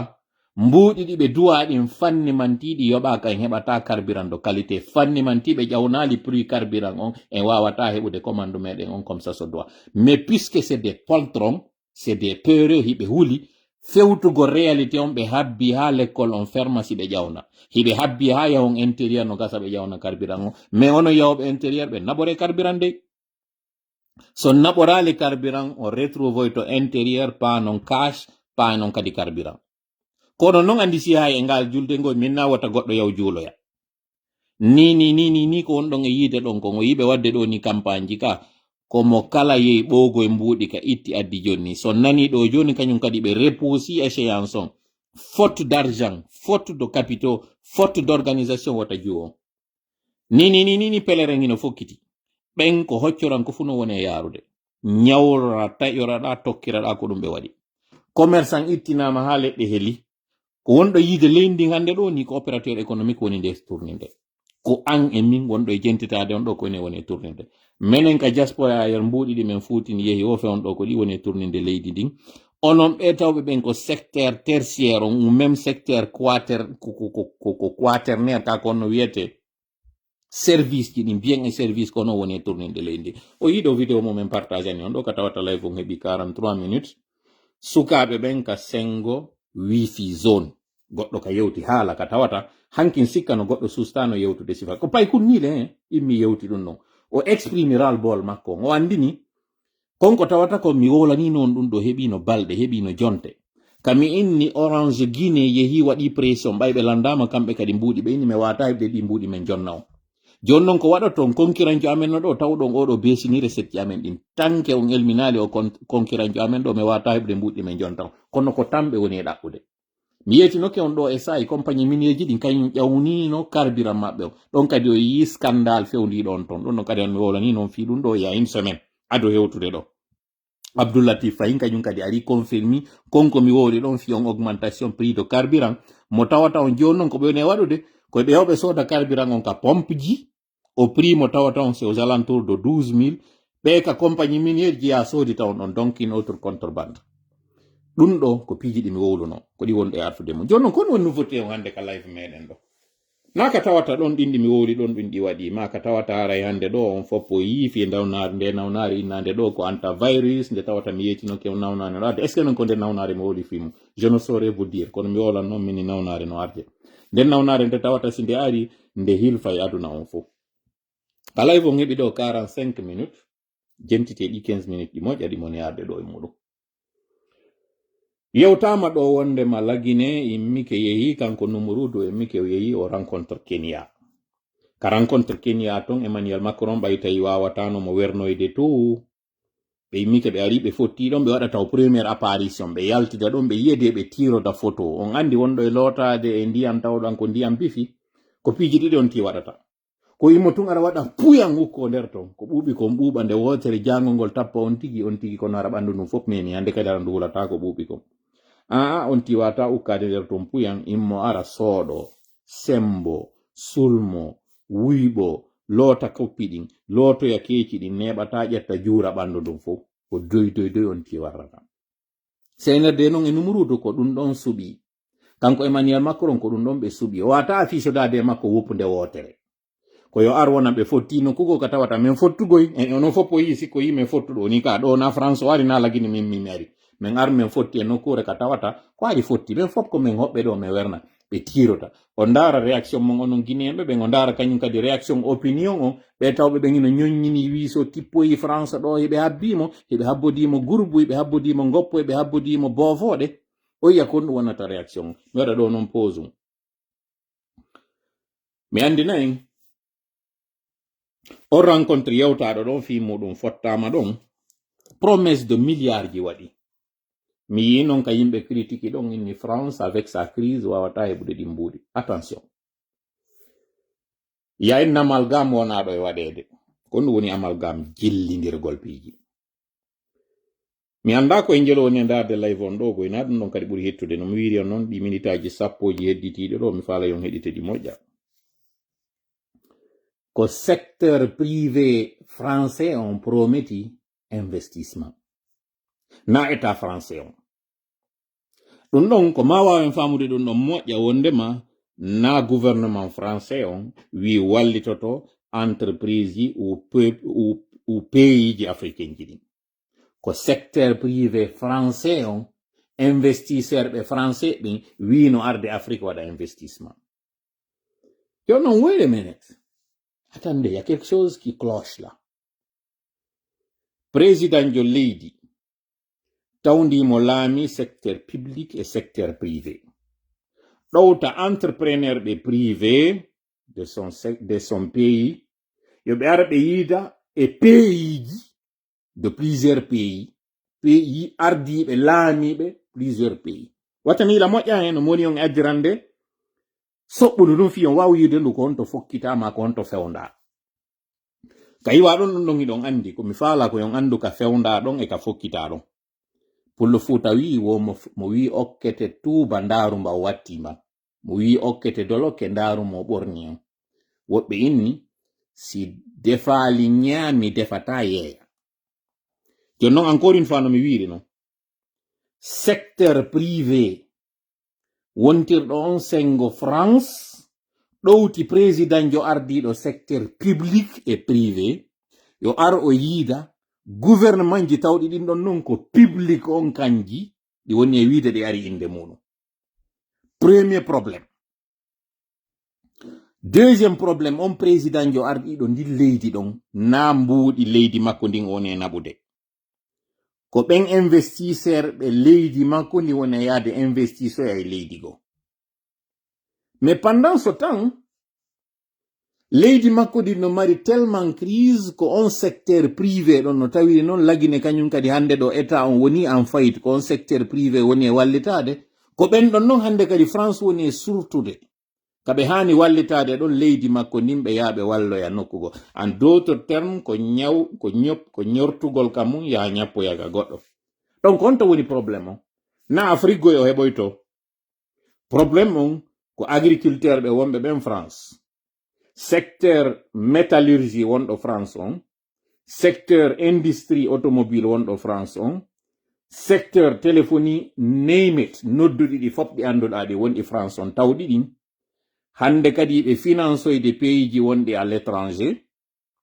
Ɓe ala finançude kamɓe wonɓe yoɓude taxe ji ɗin dans leur pays ko ɓeɗo immanoytomo kanko Macron. Na de ono wonɓe Afrique ɓe ngoy. Non, woni tranquille. Ka foda ɗon ɗon kon acce taw so wawi hendade. Kono yo ɓeɗo iwka maɓɓe ton Europe ɓe immoɓe yaa ɓe waɗoya investissement ji dans un autre pays, c'est des deux choses l'une. Hiɓe ittude golloɓe maɓɓe kamɓe kadi ton ka ɓe wawa justifierde parce que Europe ga wa awa ton de Occident o ga wa awa ton. Ndeɗa itta ñorta kama ko ma holla ko on ɗum ñortirɗa kama eɗa yaade ñappoya nokkugo. Donc no ɓe yiiri secteur activité ji maɓɓe ɗin ɗuytike ɓe yananay joni on waɗɗo ɗum ɓe inna hande kadi ɗo yo taw usine ji no délocalisé de iwa France ya installa Espagne ka tawata ɗum ɗon tum ɓe sonka e fi muɗum. Joni noon yoɓe nano société immike yeehi Maroc par exemple installoyke ton, ma o immike o yeehi Algérie o installoyke ton, ma o immike o yeehi Kenya o installike ton. Pire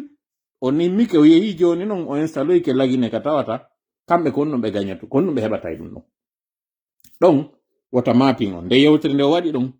on schéma mo fokkiti ɗon fi muɗum ko kanko tige français ɓen taw nangodirta ɗum ɗon ko dan combien de temps on grogne ɗo waɗata je ne saurais vous dire comme fala to wiwde en l'amalgame se trouve à deux niveaux. Un, ina gouvernement français on prometi ɗum ɗon parce que ɓe ala ɗi mbuɗi kamɓe tigi ɓe maapi ɓe wiyaɓe ɗon noon secteur privé yehi Afrique ɗo yawgol wallito Afrique hiɓe immade ɓe yaha ko si ɓe ittay golloɓe Europe ton ɓe yaha ɓe golloye Afrique ko hoore ɗum ɗon on européen ɓe wata ɓe fankande taxe ji ɗin fof wotanaɓe kamɓe Europe ton ɓe wawa waɗude face et besoin de base ji ɗi européen ɓe ɓen e français ɓen en particulier ha ton jini si ɗum ɗo waɗade tum ɓe hukka yiite ɗin entreprise ji ton ɗi motoki sanɗi arta ka maɓɓe joni noon fiyon fam moƴƴa on schéma wona ɗo yewtede ɗon yahen ɗo noon joni États-Unis yewten fi Trump ka tawata live on o heɓi ɗo 52 minutes en yiɗo ka Trump wonno e sonkude e hoore Chine. Oh, the Chinese virus, the Chinese are bad, they're not good. Ala ko wolade ɗo e hoore Chine ko ɓe ennemi o waɗi ɗo tarif ji ɗo 400% 500% e hoore maɓɓe piraɗo ngandara o tawa ɗum ɗo yata e nokku en ɗum ɗo gasirta numba yata mba haɓɓaka o immike o yehi kanko contrairement e lagine no immori ɗo ni yehi e on forum waɗɗo Kenya ka tawata ko CNRD e sere muɗum e orchestre immi yahoy ton ko entrepreneur ɓe jelo iwɓe lagine yehi ton onon tigi yehe ndaaro on image ji ɗin faamon ko jelo immi yehi ton tawɓe inneteɓe ko entrepreneur ɓe est ce que groupe sono ko yehi ton est ce que ɗin groupe ji ɗi annduɗon ɗin fof ino laggine ton ɓe anon sanno en ɗo en hay eɓe inni usine de transport de montage de véhicule ɓe wowlanino en fi ɗum ɗon ka o yi on usine ɓe wowlan ɓe addaninɗo ay marque otoje ɓe inni en ɗen ko laggine ton ɗe yeyeteɗe installete ko ton ɗe montoyte ɗum ɗon kañum kadi min perdi tan amen ɗo argol expliquana on par ce que ari ko ma on tumano min expliquana on seeɗa ara on yanaali e mum wondema que c'est faux usine falano yewtede to montage otoje sengo mamum on to mi yeyti on kañum kadi ko mbo wonno ɓaawo muɗum yehino roccino ɗaninoke par ce que fiyo goɗɗo wawa wadde industrie e leydi ino landi taw yo taw énergie no e ndi leydi konko inete kon courant joni noon si tawi courant ala e ka ménage hay ka cuuɗi hiɗen mari probléme kono tawirta noon a defali ñamuɗa eɗa defude yeeya a wawali waɗande tigi besoin population ko ɓe innata kon électricité do ménage on taw wawaka gollirede kono on usine wawoyta wonde lagine ɗo mo tawata o wawa waɗude montage na de e fabrication montage ɗen otoje on tuma mi yewti on ɗo nokkeli ka tawata koye pose unku ngo hen joni wonɗe mi itali kadi pose unku retene moƴƴa no moni on expliquerande ɗo on schéma fiyo yiw andon ko honno tawiri o arti mo moni kanko Mamadi parce que ɗum ɗon tawara on anda ko arti mo moni kon parce que kaɓe yawoy ton kon ko ɗaɓɓano kon heɓoyaki ko ɓe yani kon fimum heɓaki seede noon ɓe inni wo ko hutiɗo ko defata futata seede on ton weloytano o immike kadi noon o arti Rwanda yidugol kañum kadi e kagame ndargol ɗon kañum kadi si wure fatay joni noon ndaare ɗo ram protocolaire o kanko ko président mais ndaare ɓe o yidida e muɗum ɓen ko vice président jo wiya noon ko kanko ko président na o président angoy na o président kadi lagine ko wiya ɗon ko président leydi o ari kono ka ram protocolaire ko kanko e vice président jo e ardiɓe directeur ɓe ardiɓe compagnie ji tawɗi ko ka secteur privé ma ka secteur ɗo en tout cas tawɓe hara ko siyoɓe ko ɓen o hawtidira e mum joni noon leydi mon ndin ino fokkiti no yehi ɗaɓɓoygol mbuuɗi mo kala ko immini ko jeyaɓe ɓen ko ɓiɓɓe ɓen ka nder galle hakke ma noon baaba gallejo go ka tawi kanko emo maapi o tawi o wata imminde ɓiɓɓe makko ɓen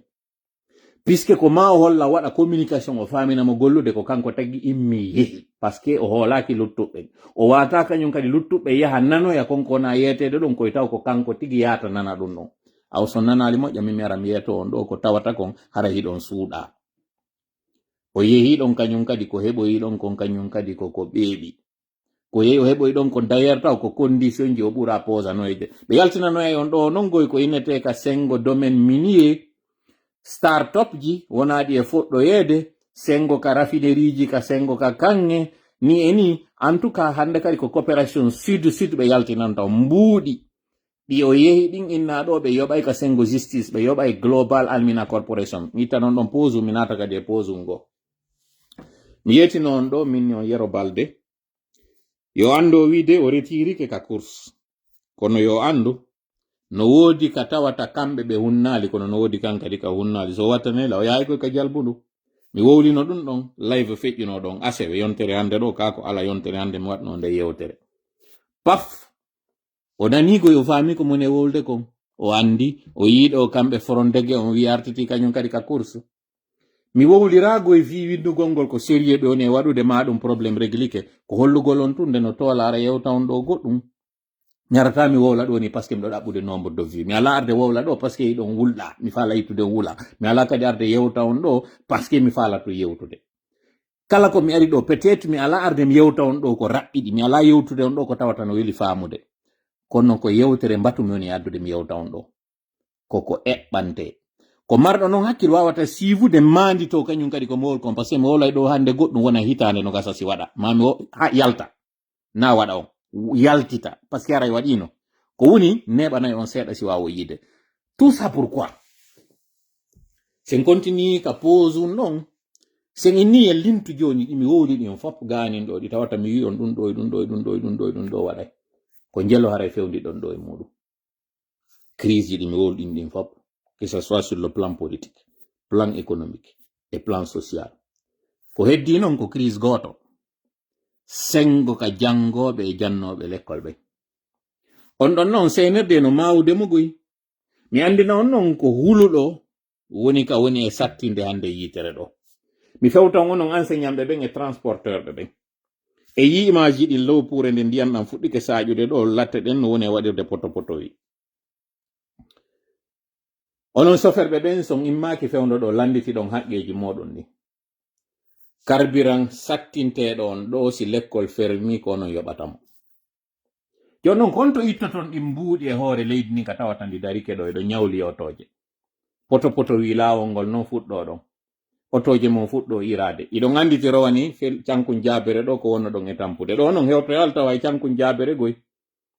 hewtoyali ɗon ko hakkunde kenduma e wukkorɗe taw ko ɗon taw wona e soñjede e hewtoyali taw goy to on hay siwde siwa ko mois de mai wonɗen ɗo ni juin natali taw août ka uttodiro taw natali komi falama wiwde musidɗo ta accu ha hewte si memminoɗa piji ɗin fof hawtodirigo e ni tous les ingrédients sont là CNRD tenata on peut tromper une partie du peuple tout le temps on peut tromper tout le peuple une partie du temps mais jamais tout le peuple tout le temps ɗa wawi ɗaynude seeɗaɓe pooma ma dumunde juutude ɗa wawi ɗaynude buy kono dumunde nde juutata ko seeɗa ni haray wodi finuɗo hakkunde maɓɓe a wawata non kujinde fow pooma ɗum wata gasude senerde noon ko ɗum ɗon sikki waɗay kujingol ngol fow de'ina fop hulɓina fow pooma lutta wallahi ɗum waɗata parce que no gasara ɗon andi ɗi film ji seeɗa kaɓe innayno lo paren 1 lo paren 2 ka yehi ɗon ha kaɓe wolta fiyo Al Pacino mi yewta on ɗo no fineteɗo Michael Corleone. Michael Corleone ko kanko woni lo paren, curieusement surnom mo kanko Mamadi mo ƴetti on paren au plus. On film makko ko on Machiavel fayda yewti fi muɗum ngun jikku on comportement ɗon. O inni wo entre l'amour et la crainte dirigeant jon no hatto jini ɗiɗino mo hatto jini hulede mo hatto jini yiɗede. O inni kono si yehi ha tawi ko goto tun o wawata heɓude yo suɓo tawgol ngol ko huleteɗo o taw ɗaɓɓu yiɗede par ce que yiɗe gongol ɗanoto yiɗe gongol maaye yiɗugol ngol luttata wo kono sa woni hulaɗo kulol ngol lutta e fanni man tiiɗa hulɓinde jama on ɓe wona e ley koyɗe maɗa. Wo tele non giggol ngol ko fanni man tingol giggol hingol ɗon ngol non giggol ngol timma ngol tabita ngol duumotako. O wattoy ɗon non ka yewtere makko kanko wonɗo yewtude on e nder deftere wiyeteɗo Machiavel o inni kono non on wonɗo e waɗude ngol kulol ɗon yo watta yilara kulol ngol wontali ngaygu. Hakkunde majji kanji ɗiɗi no hani ka wawen sennidirde kulol e ngaygu. Giggol e yurmede.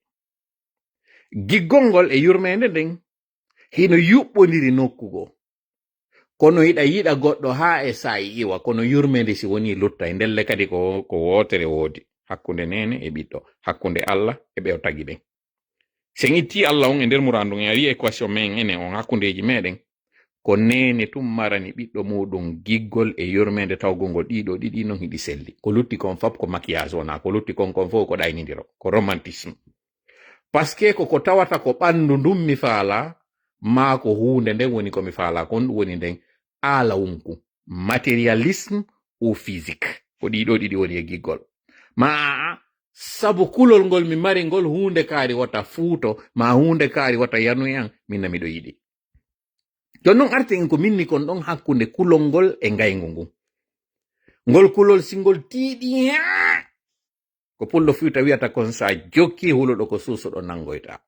ɓe inna e pulal wosi a jokki sarire ha nde fiidi nde haway ka tawata live on heɓiɗo 1 heure 2 minutes jonnolan ɗon ɓe idda seeɗa. Kanko Machiavel o wi'i on dirigeant ɗo ɗon si o hulɓini jama on ha hewtoyi e nokku o watti warde o wari jama on huli ha o waroya joni ɓen tawata hande kadi ngaygu yaltoyay e ɓiɓɓe ɓen ɓe o warani. O inni ɓen ɗon non ɓiɓɓe kamɓe ko mawɓe maɓɓe ɓen huloyta ronka daɗude ko huuli ɗon kon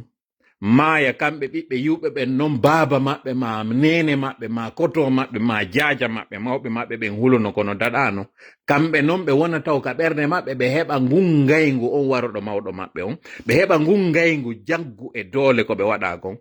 ɓe heɓa sentiment de révolte ɓe memminoyo. Kanko non Machiavel o wi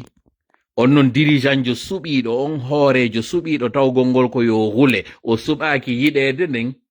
ñande o hulɓini ha kulol acci jama on wawi famude wondema doole makko ɗen no mari kattudi ngaygu maɓɓe ngun tiiɗi ɓe immanoytomo nde wotere si ɓe immoy keɗon non o wata sakko yaade ɓe fof ko raɓɓiɗi kon faala yetade en non en hewti non e on niveau ɗon par ce que hande ɗo déjà taw frustration on woni no gibi 1er janvier 2022 jama on ko ɗon taw fuɗɗi divorce on entre CNRD e makko ɓe o monini ɓen taw ɓe wari o itti ɓen padre ɓen ɓe o wiwno himo weltini ɗum ko enen o fuɗɗi noon moninde en enen o wattidi en noon e ɓe o moninno ɓen le 5 septembre woni moneji ɗiɗi kaw ndaruno noon o tawoy hande kadi si o weltini ɓeeɗa o monini ɓeeɗa o wawa yaade yawoy noon hande kadi tawi fof woni moniɓe goto no kontuma noon ɗum ɗo waɗi ko fewndo kaw disqualifié uno ɗo UFDG e RPG wonnoɓe hankinno ayridi tawnunoɓe ɓen kono na monodiranɓe ko añidiranɓe ɓen ɗon noon hande kadi ɓe jonnidiri juuɗe ɓe wonti noon e fedde wotere nde kamɓe noon senerde ɓe hooliki hande ɗo ni ɓe wawi ɗanninde fof ɓe frustri fof hari noon ko ɓe wonno e tabitirde ko ɓen wonɓe takko makko wonnoɓe mo e wallitade ɓen o waɗa ɗum ɗo komɓe woni ɓen ko civil et militaire yeyi noon joni ɓen civil ɓe ɓen militaire ɓe tigi frustration noon fuɗɗike hakkunde maɓɓe et c'est la deuxième information du jour koye posgoy mi woni o live ɗo mi fala yon heɗitor mo hakkil moƴƴa parce que mangore nde nde ɓendigoy ko momma yewtirde ko fiya hebilo parce que c'est inévitable ko fokkiti ɗo kon mi wowlani noon mini cnrd e nder ellaji ɗin tati ɓe waɗi ɗiɗi tammon o waray ko de manière inévitable wonɓe sifde lamɓen no andi o wattanila mi wowlani noon ɗum ɗo sadaka ala konko woni e wadde ɗon cnrd ala on sadaka ɗon ɓe mari noon ko ɓe wawata waɗude ka tawata ka yurmede allah kanko rutta kono ɗum ɓe waɗata ɗum ɓe tuuba ɓe rutto ɓe yiltito e ɓawo jama on ɓe wurta par ce que lawaki mi sikka noon ɓe wawa heɓude on sagesse ha ɓe waɗa ɗum par ce que kaɓe fewndi ɗon hiɓe haɓɓiti vaye ke vaye advien ke pourra ɓe yiltitotako ko noon jikku firawna joginogo e hamana ñande ɓe yahaynoɓe ukkoyo ka ndiyam ñande ɓe jokkayno bani israila en ɓe yiya ɗan ndiyam feccike ɓe naati e ndiyam ɗan ɓe wawno yiltitade nden ñande ko ɗon fewndi ɗo senerde noon sabu orgueil ɓe yi fermori cenɗe ɗen fof ɓe yiɓeɓe ɓe woni dolude ɗo hande ɗo allah no wallitade ɓe par ce que ko france on ɓe wallitade ɓen ti kamɓe mari probléme hande ɗo nini on information ɗon mi andina on ko ɗum simi yeeti on nanen ɗo dirigeant jo pays tawɗo ko secteur public et privé tawa ko ma o ɓooga secteur privé makko wallitotoɗo montuma secteur public o woni en souffrance ko ɓeɗo woni e ƴettude yawinamo ñappoyde nokkugo ɗum ɗo fof ko woni e waɗirde ko fiyoɓe wawo protéjude intérêt ji wonɗi afrique ɗi gara ɓe perdali ɗi par ce que hande ɗo mi itta noon pose o mi yiltito noon ka états-unis pays ji mondon fof yi crise économique mondial fokkito ɗon mo kala no ɗaɓɓude ka yaha famotiro e goɗɗo États-Unis inna la plus grande puissance militaire au monde yehiɗo fewɗo no pirudude ɗo e pays inna ɗon c'est l'une des plus petites puissances au monde ɓe tawata ala ko inete kon kidan nucléaire wingi ɓe jogaki ɗum ko ɗon andata taw shit is going on tuma tawi ɓurɗo e mawnude nangodira e paykugo wulla ko ɗon taw andata wala wayditike mi wowla nano moƴƴa français e anglais nde moni wolde nden watton ka pulal ɗo you know something is going wrong tuma tawi hande kadi innaɗo eno ɓuri dolnude on hino nangodiri no pepade hande kadi no etodirde e paykun you know something is going wrong tuma kanko Donald Trump tawnoɗo on manda makko arano fof ko kanko e Chine woni e pirude de fuɗɗode manda makko ɗimmon ko kanko e Chine woni e poɗodude o yimmi ko o yeehi États-Unis ɗo o yeehoyi Chine jentite yewtere nde o waɗoy nden ɗo en Chine ɓe wonno wiide ɓe moƴƴa naneɗo haala ka woli kanɗo ko tawata hay neɓaligo he seeɗa o wowla kañum kadi anglais mi firtana on ɗo nanon konko o wowli ɗon kon yeeso makko kanko inneteɗon Xi Jinping kaɓe ari ɓe darodi ɗon discours makko mo wonno wowde on ko tawata ɗon complètement changi nanon ɗo yewtere makko nimɗo ɗaɓɓitude ɗo vidéo on rapidement yaafo ɗon ɗo parce que c'est une vidéo de yaafe kaɓe ari ɓe darodi ɗon kamɓe ɗiɗo hollugol on tun kommen de fois ko onon ara yewiti ko inete kon population crise économique mondial on ka o fewndiɗo hande kadi min konto vidéo woni comment se fait-il que mi ala yettude vidéo on ɗo pour talle elle était où onto vidéo on yaafe elle est où konto vidéo woni yaafe konto vidéo woni ok je n'arrive pas à la retrouver la prise de sang ok c'est pas ça non plus ok mi wawa yittude vidéo mais si mi yitimo mi additana on mo ɗo yi on mo téléphone an o wonde no enregistré tan on ɗumaji ɗin ɗo j'ai pas pu retrouver vidéo on ɗo en tant que tel ka woni wolde ɗon o inna que ɗum machine que c'est qui sont excellents que c'est it's beautiful mo yewtude ɗum ɗon ɗin haalaji ɗi woni e wolde ɗi tawata ɗin sa compte modi vidéo woni ok c'est pas grave retenez tout ok na oɗo kadi ok c'est pas grave retenez tout nangodirama kanko o yiɓa yo yimmi ko yeehi on forum tawɗo ko forum économique en tant que tel ou rencontre économique o yaadu e jeyɗo Tesla o yaade e jeyɗo Apple o yaade kala inneteɓe ɓen ɗon ko entrepreneur ɓe fiyawgol négocia entreprise ji ɗi ɓe jogii déjà wontirɗi ɗin sengo ton parce que ce que vous devez comprendre o Apple ko Chine moƴƴinte o Tesla pièce ji mo ɓurɗi ɗin ko to wona e moƴƴinede adde assemblage o waɗe États-Unis ɗo o yi guerre commercial mo waɗi on e kawtal makko ɗon Canada o yi kon to yaltoy hande ɗo entreprise ji Canada no fermude sengo Québec o déclin démographique mo Québec heɓi on dans l'histoire Québec hari heɓaɗi sifa on ɗon ka fewndi ɗon ni yimɓe ko ne yaltude ko hande Québec mi andina non on Québec ko petite France so yi Québec e ɗi sonja ndare France kañum kadi no mari sifa on sonja c'est dire kamɓe ɗiɗo ko nene goto baba goto no waywa sa yi goɗɗo waɗi sarlon ma waɗi maali hara ando hewtoy kañum kadi laggine ko non way ko nene goto baba goto industrie métallurgie wonɗo on non Québec ɗon ɓe tawata ɓen no tawa e maɓɓe riyotinto hande ɗo ni ɗin yiɗi e difficulté ko tawata ko métal mo ɓe woni e naɓude on koynete ko style aluminium e kala ko andu ɗon ɗinɗi ɓe woni e naɓude ɓe yeeya ton hande ɗo ɓe fermude entreprise ji maɓɓe ɗin entre employé ɓe maɓɓe ɓen no yaade chômage jonnon on ɗo Macarney no mari on souci ɗo mo tawata mo gérude hande ɗo Québec no menasi wi yalta e nder Canada Alberta province maɓɓe kadi mo mari wonɗo e produire de pétrole on hande ɗo ɓe jeejirde ɓeɗo watuma mawɗo ronkituɗo kow okka jiwnkun duuɓi 17 hara non ko ɓe wondirta ko fannimantimo waɗande kunko kum faala kon kun ɗon non hande kadi yawya non hande kadi on mawɗo ɗon non on nawna e hoore ko nawyi ko mbuuɗi makko ɗin non kañum kadi perda yon non on mawɗo ɗon hande kadi tuma o jooɗodi e kun jiwum kono haray ɓe way ko non hande ɗo ni Canada wayiɗi e ɗin province ji ɗiɗi mono yetade ɗo fi muɗum Alberta e Québec mi yehigo e sujet ji buy kono miɗo ande waway famude komi faala on yaltintinande kon pandan non ɗum ka tawata ɗin puissance ji hiɗi etade hande ɗo ko wonno ɗi ɗabbirta population majji e crise majji ko fewno ɗo noon Macron kañum ñorti France immi wi ino yaade ñappo e Afrique arɓe fottoy toon ɓen fop yi condition ji wiyaɗi ɗin to yo waɗe eno ɓe wiiri noon collaboration o ko onon kañum innaɓe ko dirigeant ɓe mon suusi argol fewta pays ji moɗon ɗi wiya ko ɗum ɗo wona e waɗede tout ça pour faire quoi et pour dire quoi population on heɓile préparé kala client ɓe wifi zone ɓen préparez-vous hein ça sera inacceptable que le CNRD aille négocier avec des compagnies européennes. Nous n'avons rien contre les entreprises occidentales. Nous n'avons absolument rien. Mais puisque chacun prêche pour sa chapelle,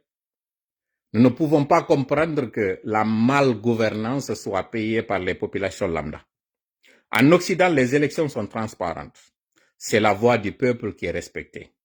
Et puisque c'est le peuple qui décide, tout dirigeant qui vient à la tête d'un pays fait en sorte que les besoins de la population soient satisfaits. Ça se comprend. Et nous apprécions, et c'est ce qui fait la beauté des nations occidentales. Mais nous ne pouvons pas comprendre que le président Emmanuel Macron nous dise qu'il est en train de changer le schéma et le paradigme. Quitter la France avec des entreprises du secteur privé pour aller négocier avec des dirigeants du secteur public et privé. Ça, déjà, il y a un problème. Parce que pendant que les entreprises occidentales, en l'occurrence celles françaises, peinent à régler le problème agricole, peinent à régler le problème des infrastructures, peinent à régler le problème des besoins de base, on ne peut pas comprendre que le président Emmanuel Macron néglige le besoin des Français pour aller, soit, dit-il, aller régler des problèmes de l'Afrique. Ce n'est pas à l'Occident de régler les problèmes européens, africains. Ce n'est pas à un seul pays, fût-il l'une des plus grandes puissances économiques, militaires et politiques de l'Europe, d'aller faire face à tous les problèmes de l'Afrique.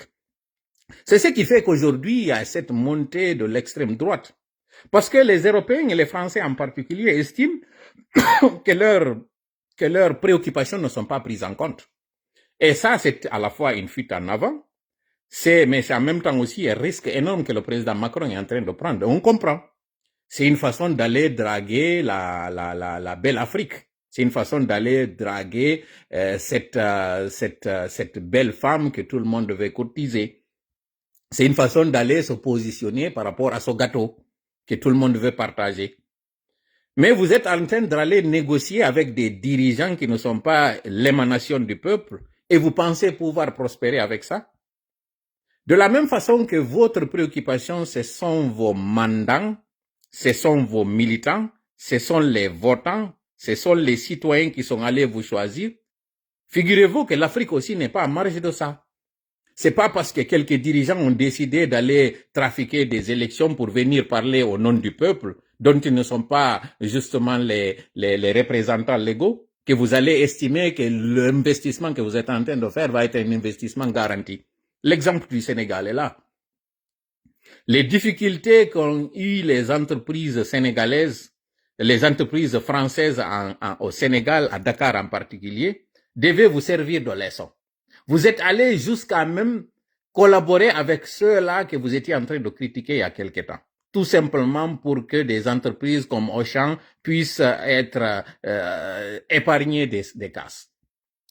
Cela ne vous a pas servi de leçon pour comprendre que c'est au peuple qu'il faut collaborer et pas à ces dirigeants qui sont de surcroît des dirigeants despotes, des gens qui ne sont pas élus. Ça, c'est un message que nous voulons vous envoyer, M. Macron. Lorsque vous dites que votre rêve est celui de voir une Afrique épanouie, des relations d'égal à égal, les relations d'égal à égal commencent d'abord par avoir des dirigeants qui sont égaux à vous, c'est-à-dire l'émanation du peuple. Pendant que vous êtes en train d'exiger d'avoir un parlement pour pouvoir collaborer ou pouvoir faire affaire avec les représentants du peuple, allez voir l'échiquier public politique en Guinée. Allez regarder la campagne, soit dit-on morose, cette campagne dite des élections législatives et communautaires. C'est tout sauf des représentants du peuple. Mamadi, avec le score qu'il vous a affiché, que vous-même vous savez parce que vous avez des représentants sur place, vous avez des correspondants, vous avez vos médias de propagande qui étaient là sur place, qui vous ont informé que les gens ont boudé. Et vous voulez que ça soit égal à égal pendant que vous êtes en train de commercer ou de faire affaire avec des individus plutôt que des représentants du peuple, et vous êtes des représentants d'un peuple et vous voulez parler d'égal à égal. Dans quel monde sommes-nous? Est-ce que vous n'êtes pas en train de vous leurrer? Est-ce que vous n'êtes pas en train de vous mettre un doigt dans l'œil? Est-ce que vous n'êtes pas en train de mettre à risque ces entreprises que vous êtes en train d'induire en erreur? Sincèrement, M. Macron. Trouvez-vous qu'au moment où tous les pays, toutes les superpuissances, même celles qui étaient opposées il y a quelque temps, en l'occurrence les États-Unis et la Chine, sont en train de parler pour négocier, dialoguer, ne pas aller à l'affrontement. Et c'est pendant ce moment-là que vous décidez d'aller affronter le peuple africain. Pensez-vous que c'est intelligent de votre part? Pensez-vous que c'est sage de votre part? Admettons que vous décidiez d'aller imposer des entreprises occidentales à leur risque et péril. Auriez-vous suffisamment de contingents pour aller, par exemple, protéger toutes les stations Total, si je prends l'exemple de la Guinée? Auriez-vous suffisamment de contingents pour aller protéger tous les investissements en Guinée? Orange Guinée aujourd'hui qui est en train de commettre une autre bavure, une autre forfaiture. Pendant que les citoyens, compte tenu de leurs maigres moyens, qui ont trouvé des moyens d'avoir Wi-Fi zone, si vous n'êtes pas au courant, l'ARPT décide de venir interrompre et interdire les activités d'un secteur qui pouvait régler le problème des Guinéens. Et là, à supposer que les Guinéens acceptent que vous mettiez Orange comme étant seul leader dans ce secteur. Le jour où il y aura une révolte populaire et que vous allez investir sur des pylônes, que vous allez investir sur des équipements se trouvant en Guinée. Si cette population se révolte pour aller saccager et casser tous ces investissements, qui sera le perdant, M. Macron? Le perdant, ça va être ces entrepreneurs français et c'est vous qui allez être le responsable de cette erreur dans laquelle vous les avez induits. La légitimité ne se dicte pas. La légitimité, elle ne se décrète pas. La légitimité, elle ne s'improvise pas. Si vous voulez traiter d'égal à égal, vous devez traiter avec des peuples plutôt que des despotes. Si vous voulez traiter et avoir une certaine garantie, une protection pour les investissements, vous devez regarder et collaborer avec les locaux. C'est le même problème que vous avez eu au Mali. Si aujourd'hui la France a eu des difficultés au Sahel, c'est parce que vous avez préféré protéger des dirigeants plutôt que de tenir compte de la préoccupation de la population. C'est pas parce qu'aujourd'hui les pays du Sahel ont des difficultés que parce que vous êtes en train d'utiliser la frustration qui est d'ailleurs ici de cette répression de certains dirigeants sur certaines catégories sociales, sur certaines ethnies du Sahel, que vous avez cautionné à un moment donné, ou que vous avez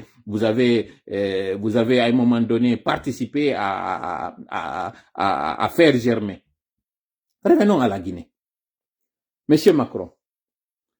vous avez beau à vouloir cacher les relations que la France entretient avec la gente guinéenne, à l'occurrence Mamadi Doumbouya et son épouse, Lauriane, mais le peuple de Guinée voit, le peuple de Guinée vous attend. Parce que cette crise, comme je l'ai dit encore une fois, vous êtes en train de mettre à risque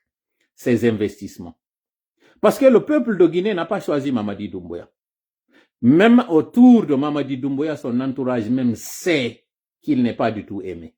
Et cerise sur le gâteau, vous êtes en train d'être silencieux par rapport à toutes les dérives, par rapport à toutes les exactions qui se font aujourd'hui. Jamais dans l'histoire de la Guinée, on avait assisté à de telles injustices. Même au temps du premier régime de Sékou Touré, qui était un despote. Parce qu'au moins Sékou Touré s'attaquait aux adultes. Mais regardez aujourd'hui le régime de Mamadi Doumbouya, ce qu'il fait. Le fils de notre camarade et collègue Ansou Damaro, la maman de Tibou Kamara, le papa de Babila, sans parler des autres, des journalistes qu'on fait disparaître, Habib Marwan, dont l'enfant va avoir quoi, 2 ans bientôt. Cet enfant n'a jamais connu qu'est-ce qu'on appelle un père, comme si c'était une orpheline. Fonike Menge, Biloba, chacun d'eux a perdu un des leurs. Biloba a perdu son oncle ou son père, et Fonike Menge a perdu sa mère. Ça, c'était depuis sa prison, son tout premier emprisonnement. Et vous êtes là et vous voulez nous faire croire que non, vous ne voyez rien parce que pour vous, il faut faire comme la Chine, il faut faire des affaires, ne pas se préoccuper de la situation du pays. Et c'est là où se trouve justement le problème. Parce que la Chine ne se mêle pas des affaires internes des pays. Elle préfère régler ses comptes pour ce qui concerne le domaine économique, avoir le maximum de profit possible, mais ne se mêle pas des affaires du pays.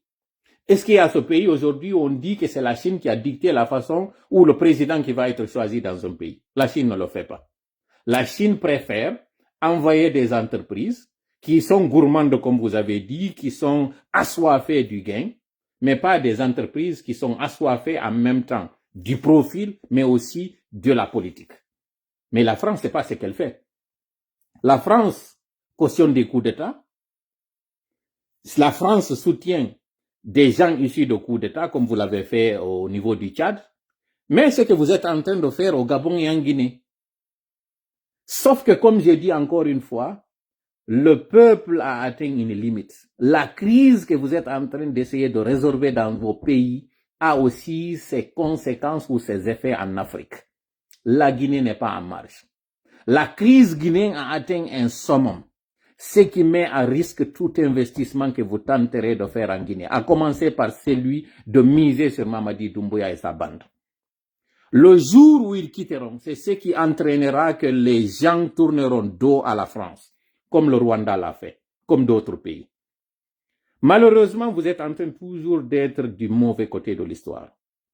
Et pourtant, vous êtes un jeune comparativement aux autres. Vous avez accès aux réseaux sociaux, vous avez le pouls de l'actualité. Vous avez fait cette immersion où vous êtes mélangé au peuple kenyan, vous avez vu ce qui se passe là. Mais dois-je vous rappeler que le Kenya, à un moment donné, suite à une élection, il y a eu une guerre civile, presque, où des militants d'un parti politique se sont attaqués aux militants d'un autre parti politique, jusqu'à ce que l'un d'entre eux ait été convoqué au tribunal pénal international de La Haye. Mais ce pays, vous êtes allé aujourd'hui pour la 2e fois, comme vous avez dit. Regardez comment ce pays-là se comporte. Il y a quelque temps, il y avait une crise, il y avait une émeute dans les rues de ce pays. Qu'est-ce qui s'est passé? Le dirigeant a compris qu'il ne pouvait pas du tout diriger ce pays en mettant de côté les responsables ou les chefs politiques de ce pays. Ils ont compris qu'il fallait écouter l'inspiration et l'expression du peuple. Et vous pensez que les Guinéens ne voient pas cela? Aujourd'hui, faites un sondage, faites une statistique. Vous allez trouver que les pays anciennes colonies françaises sont ceux-là qui trient la queue,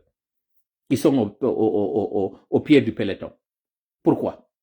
Parce que vous n'avez toujours pas compris que, au lieu de venir draguer des gens, des dirigeants, plutôt, pourquoi ne pas aller vers le peuple qui est celui qui a donné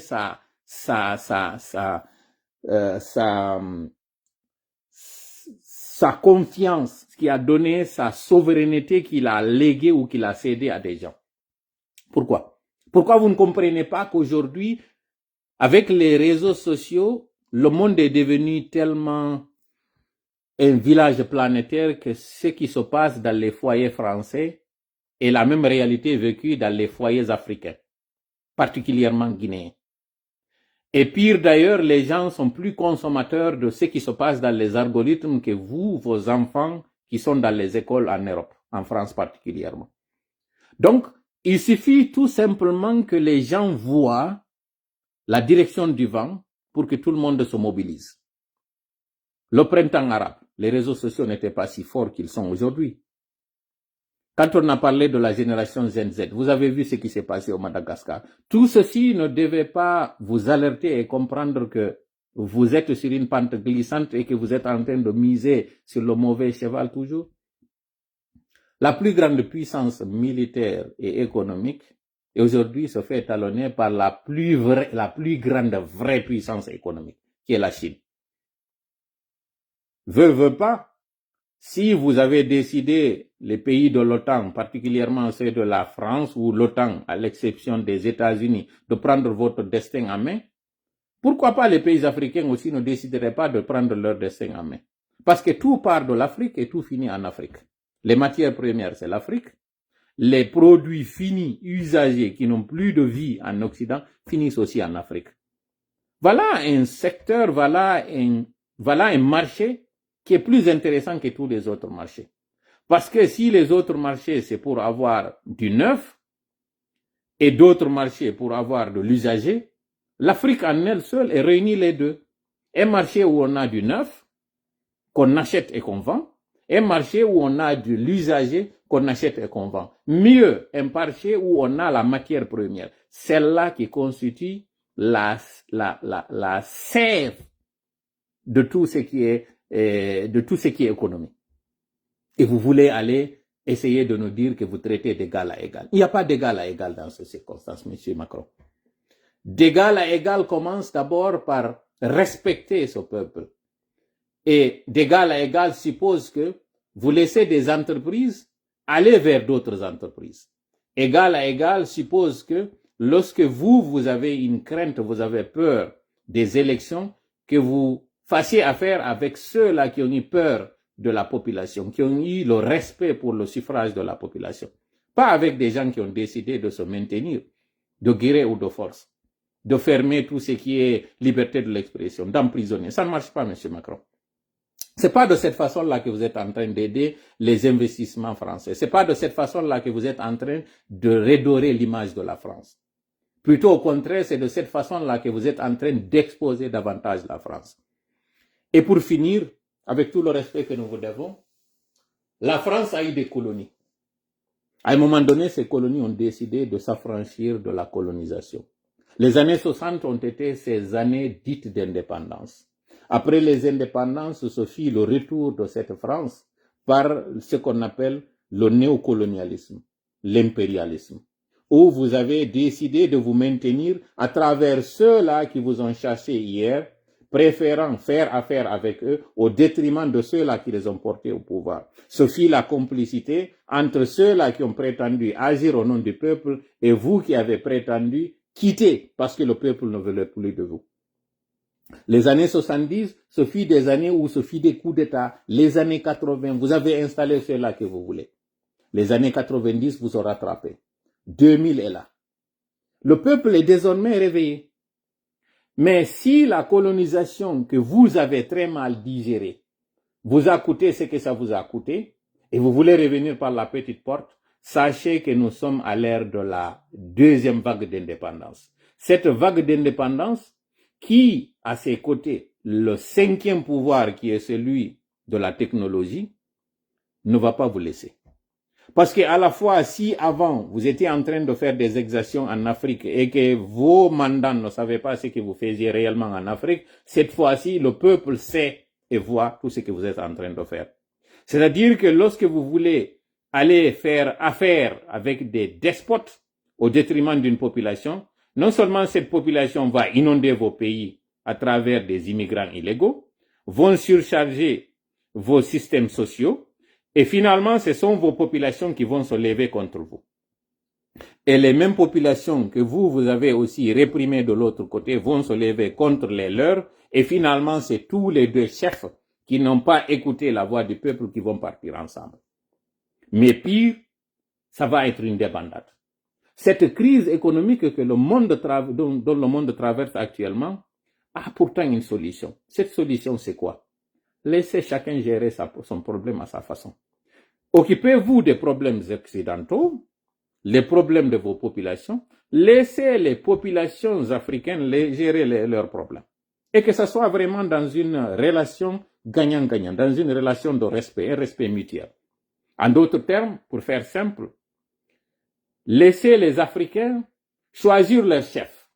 Laissez les Africains trouver leur voie pour s'en sortir. Ce n'est pas à vous de régler le problème du monde. Vous n'êtes pas l'Église, vous n'êtes pas Mère Teresa, vous n'êtes pas le père,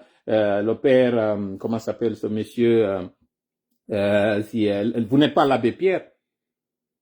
Vous avez vos problèmes que vous devez gérer. Mais lorsque vous prétendez gérer les problèmes africains alors qu'en réalité vous ne faites que les compliquer et pire, vous êtes en train aussi d'exposer vos pays, là ça alerte. Sur ce, aramido artude pulal, katawata live on o timmini do 1h31 minutes mi haɗa waɗo. Jango no mi wiri non si en wawi gaynude live on tinna mi artoy. Préparé heɓilo ɗon ko yimɓe tato mo fewtude ɗo mi yewta. Julaɓe ɓen, maître l'école ɓen e soferɓe ɓen. Mangore nden ɓendi, crise ji ɗin woni o rouge kala ka darirɗa ko hakkunde ñamande nde tawata laggine yoɓali e hakkunde on crise mo tawata ɓe fokkitani mbuuɗi ala. Ɓe ɓokkitori ke cenɗe ɗen fop ɓe gollitiri kala ko woduno ko. Mondo on fewndo ɗo mo kala no wodi ko maapori. Joni noon haray ɗo no mi wirno on no miɗo mari morceau mo mi faala on heɗintinde kono ɗo e ɗum ɗon taw. Miɗo mari ɗo habaru labaɗo mo mi faala yon heɗito ɗo. Musidɗo meɗen on andi nde ñande e wolno wiwɗen yimɓe hari no tori en du'a fi procès ji ɗiɗi. Procès oya ko waɗo wonde yontere wonde fuɗɗade ɗo, oya procès nun ko yontere lannude nden ɗo fi affaire ñawoje wiwɗen goɗɗo e maɓɓe on ko wontirɗo sengo Europe. Alhamdulillahi rabbil alamin o addani en ɗo audio mo mi faala yon heɗito ɗo ko wonno haray woni ko feƴƴiri noon e ɗuma on. Haray jentitoɗen ɗo yewtere makko nde.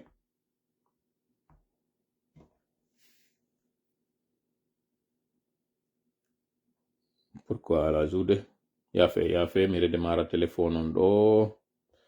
voilà ko ɗum yañi wonde parfois on a des soucis techniques abe mi huɓɓintina ɗo téléphone on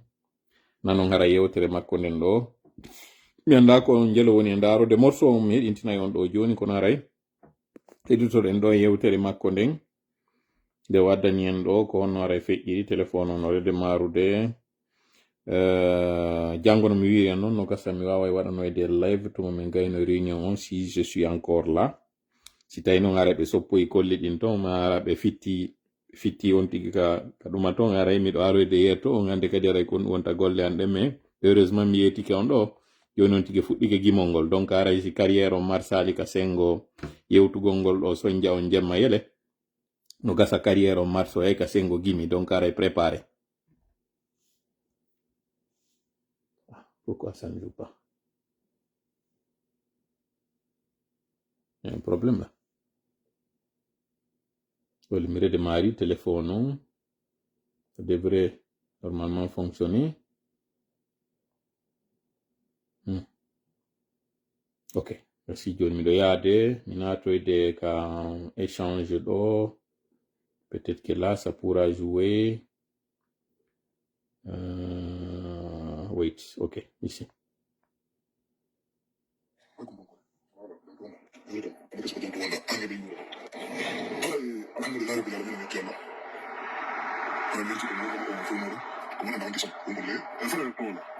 Vabbè.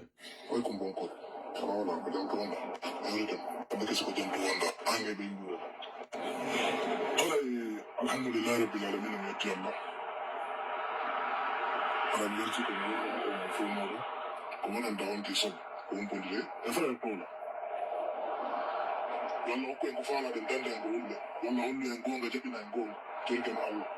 walla dambe toñede e toñugo ɓolke malle ba ko kanko wawi jogiti hara mi yawno programme o alhamdulillah rabbil mi wawano yahude ñam e dene noon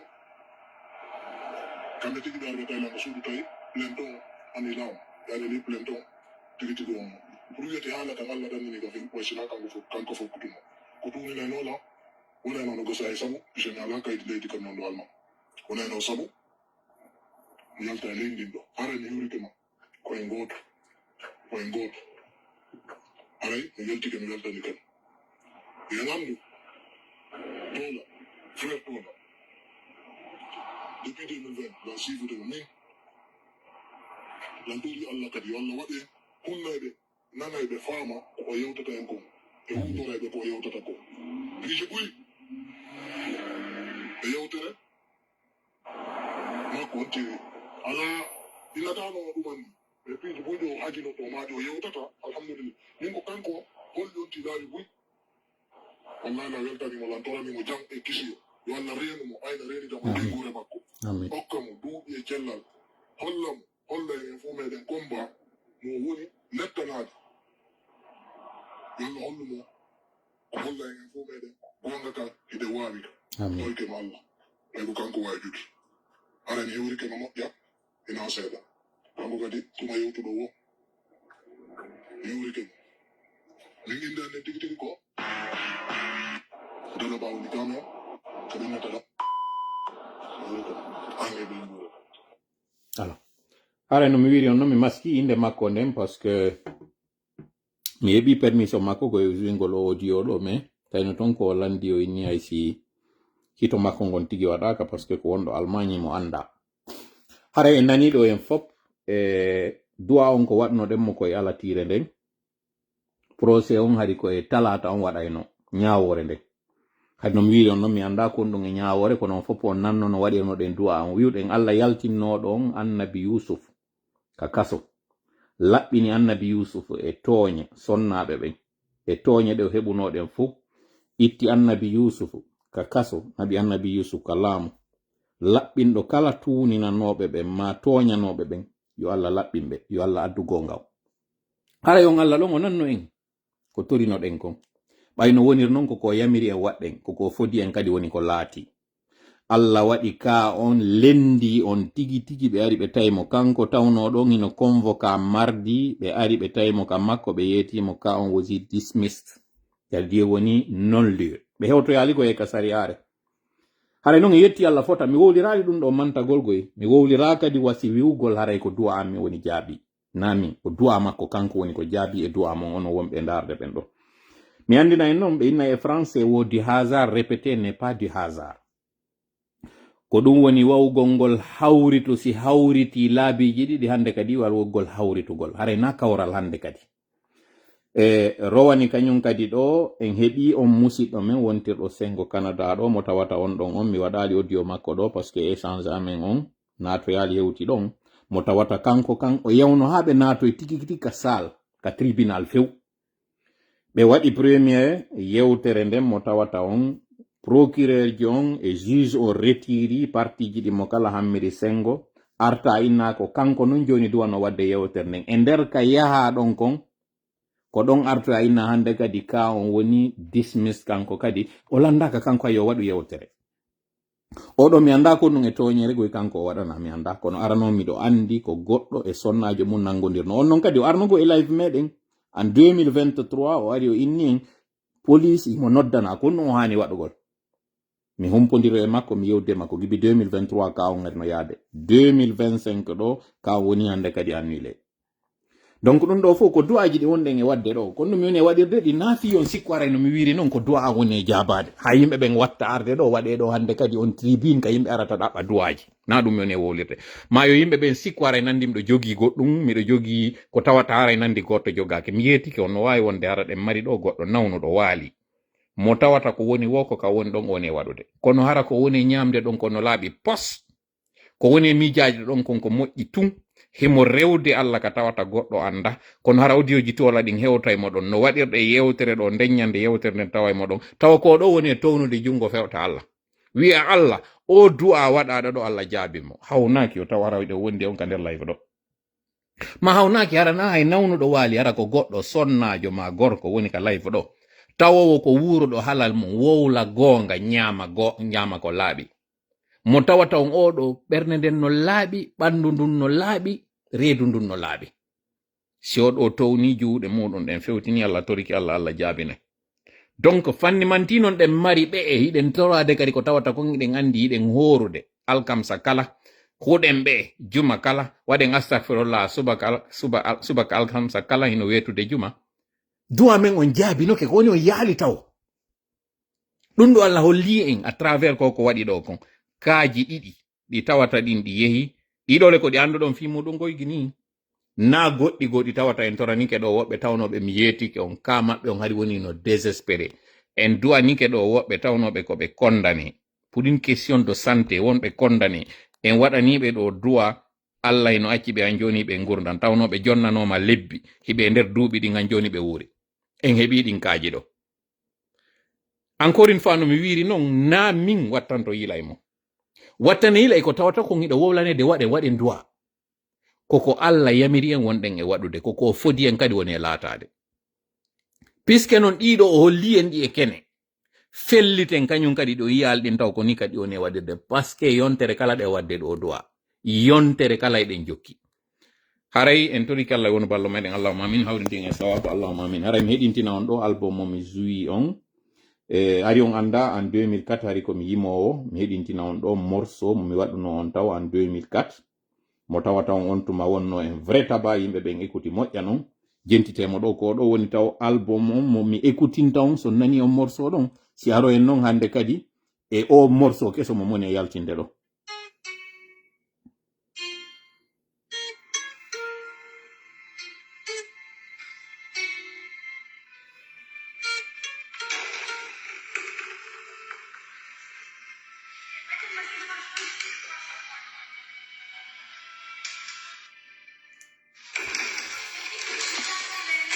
jentide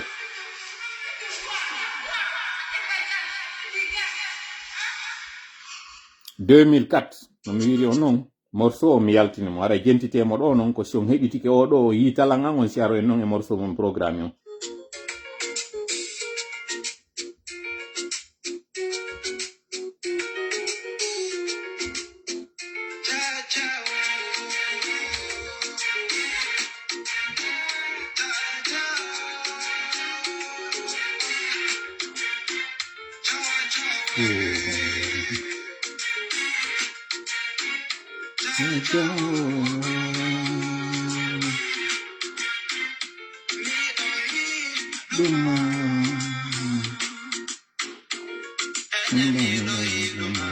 kolaɗi pos eɓe a yontuma dandande nori ok o ganditi o morceau ɗo gandi hombo yiɓi moy goɗɗo e waɗi kam commentaire ji ɗo joni Bademba justement Bademba marque son retour il nous vient avec une tuerie mo addanden ɗo addani en ɗo morceau mo tawata ɗo écoutide mon ɗo écoutez-moi c'est Bébé Chocolat.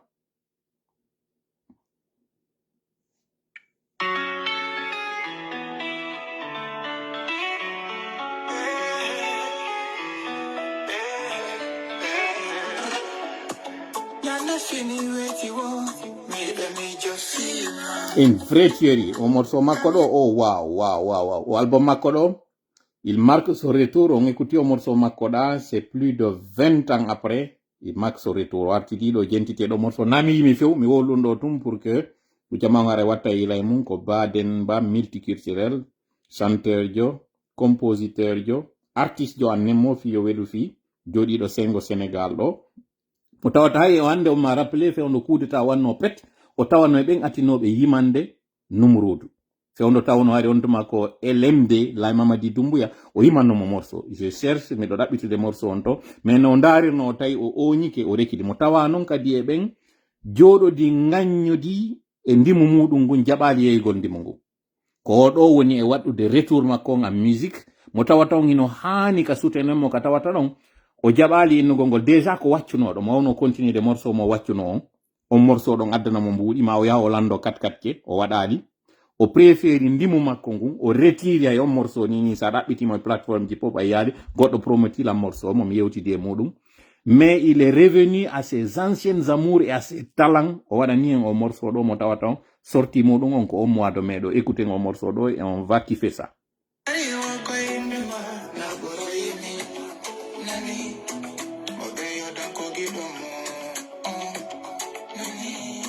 Oh!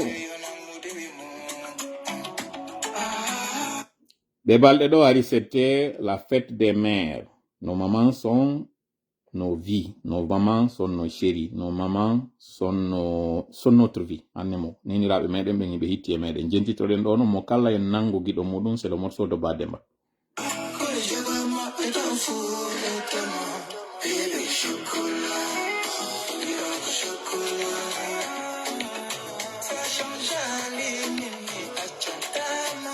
Wow! Voilà, mais là on écoute les morceaux en faux parce que sinon, on aurait perdu un de Kadidouman, Sanson, Katawata Kongare Yaheton, c'est un album qui s'appelle Bébé Chocolat. Ko goddo morceau jiti, je pense même un album il mo jouiti kadi o morceau Bademba, mi sikki mo répéti mon der ton, je n'ai pas tout le contenu. Mi yewti dale makko taw mais ko goddo woni ko addanimi un de ses proches addanimi album makko mi partage mo ka page do page makko YouTube on e no mi wiri non yahe wallitoɗen mo moƴƴa wallitoɗen mo jonnugol mo déjà visibilité ɗo yew e piiji tawɗi ko ɗi merente mi andi no jama tawɓe ɓe garay ko joni ɓe ampi en ɗo désormais kala mo abonaki e page frappon yatta en live ji ɗin kala on tawoɗo on kañum kadi ƴetti contenu ji meɗen ɗi yehi partage ɗi ara wi au revoir e monétisation page maɗa on min nalde page maɗa on taw kanko mais monétisation maɗa on ara wi au revoir e mo ara wayno mo parce que min jokka e page maɗa on ha page maɗa on añe kadi o ɗannine parce que hande kadi sabu ko tawata koye yimɓe koye page go woni e yaade ton ƴetta contenu on ton yimɓe ɓe ngala heɓude no ara abonora ɗo donc puisque non c'est le cas ko question de communication wonɗen hande kadi en hewti niveau mo tawata on est en train de faire le bilan et encore une fois no mi wiri noon jonnugol merente on doole ko jonnugol gonga on foofere haray o morceau ɗo Bademba je reprends encore le morceau mo tawata kon ɗo wonɗen e seedirde ɗo en jonnidiri rendez-vous ara janggo si Allah jaɓi.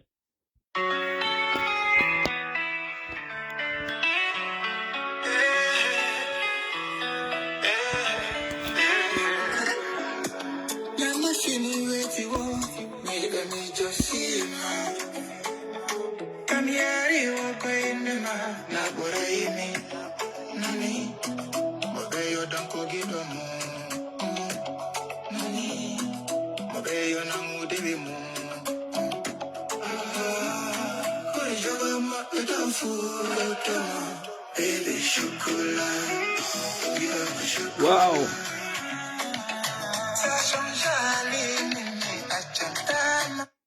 Voilà. Ok, aray so sanzali en accitatamo kanko kadi parce que yiɗo justement o sanzali are en alamo accitude ton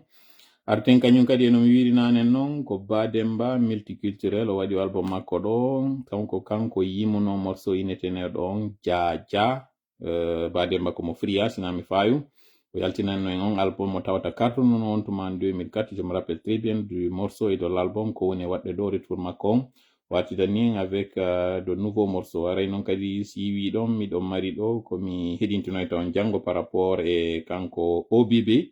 ABB taw ɗon Alpha Boubacar Bari ko waɗi ɗo yewtere révélation mo tawata jango yittirtoyto e muɗum haray encore une fois no wirɗen noon comme je l'ai fait ka fuɗɗode e wi ka fuɗɗori ɗon ko ɗon lannitoyta.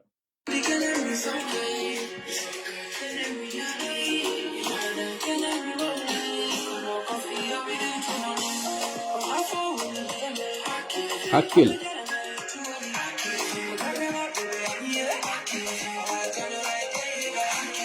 Hakkil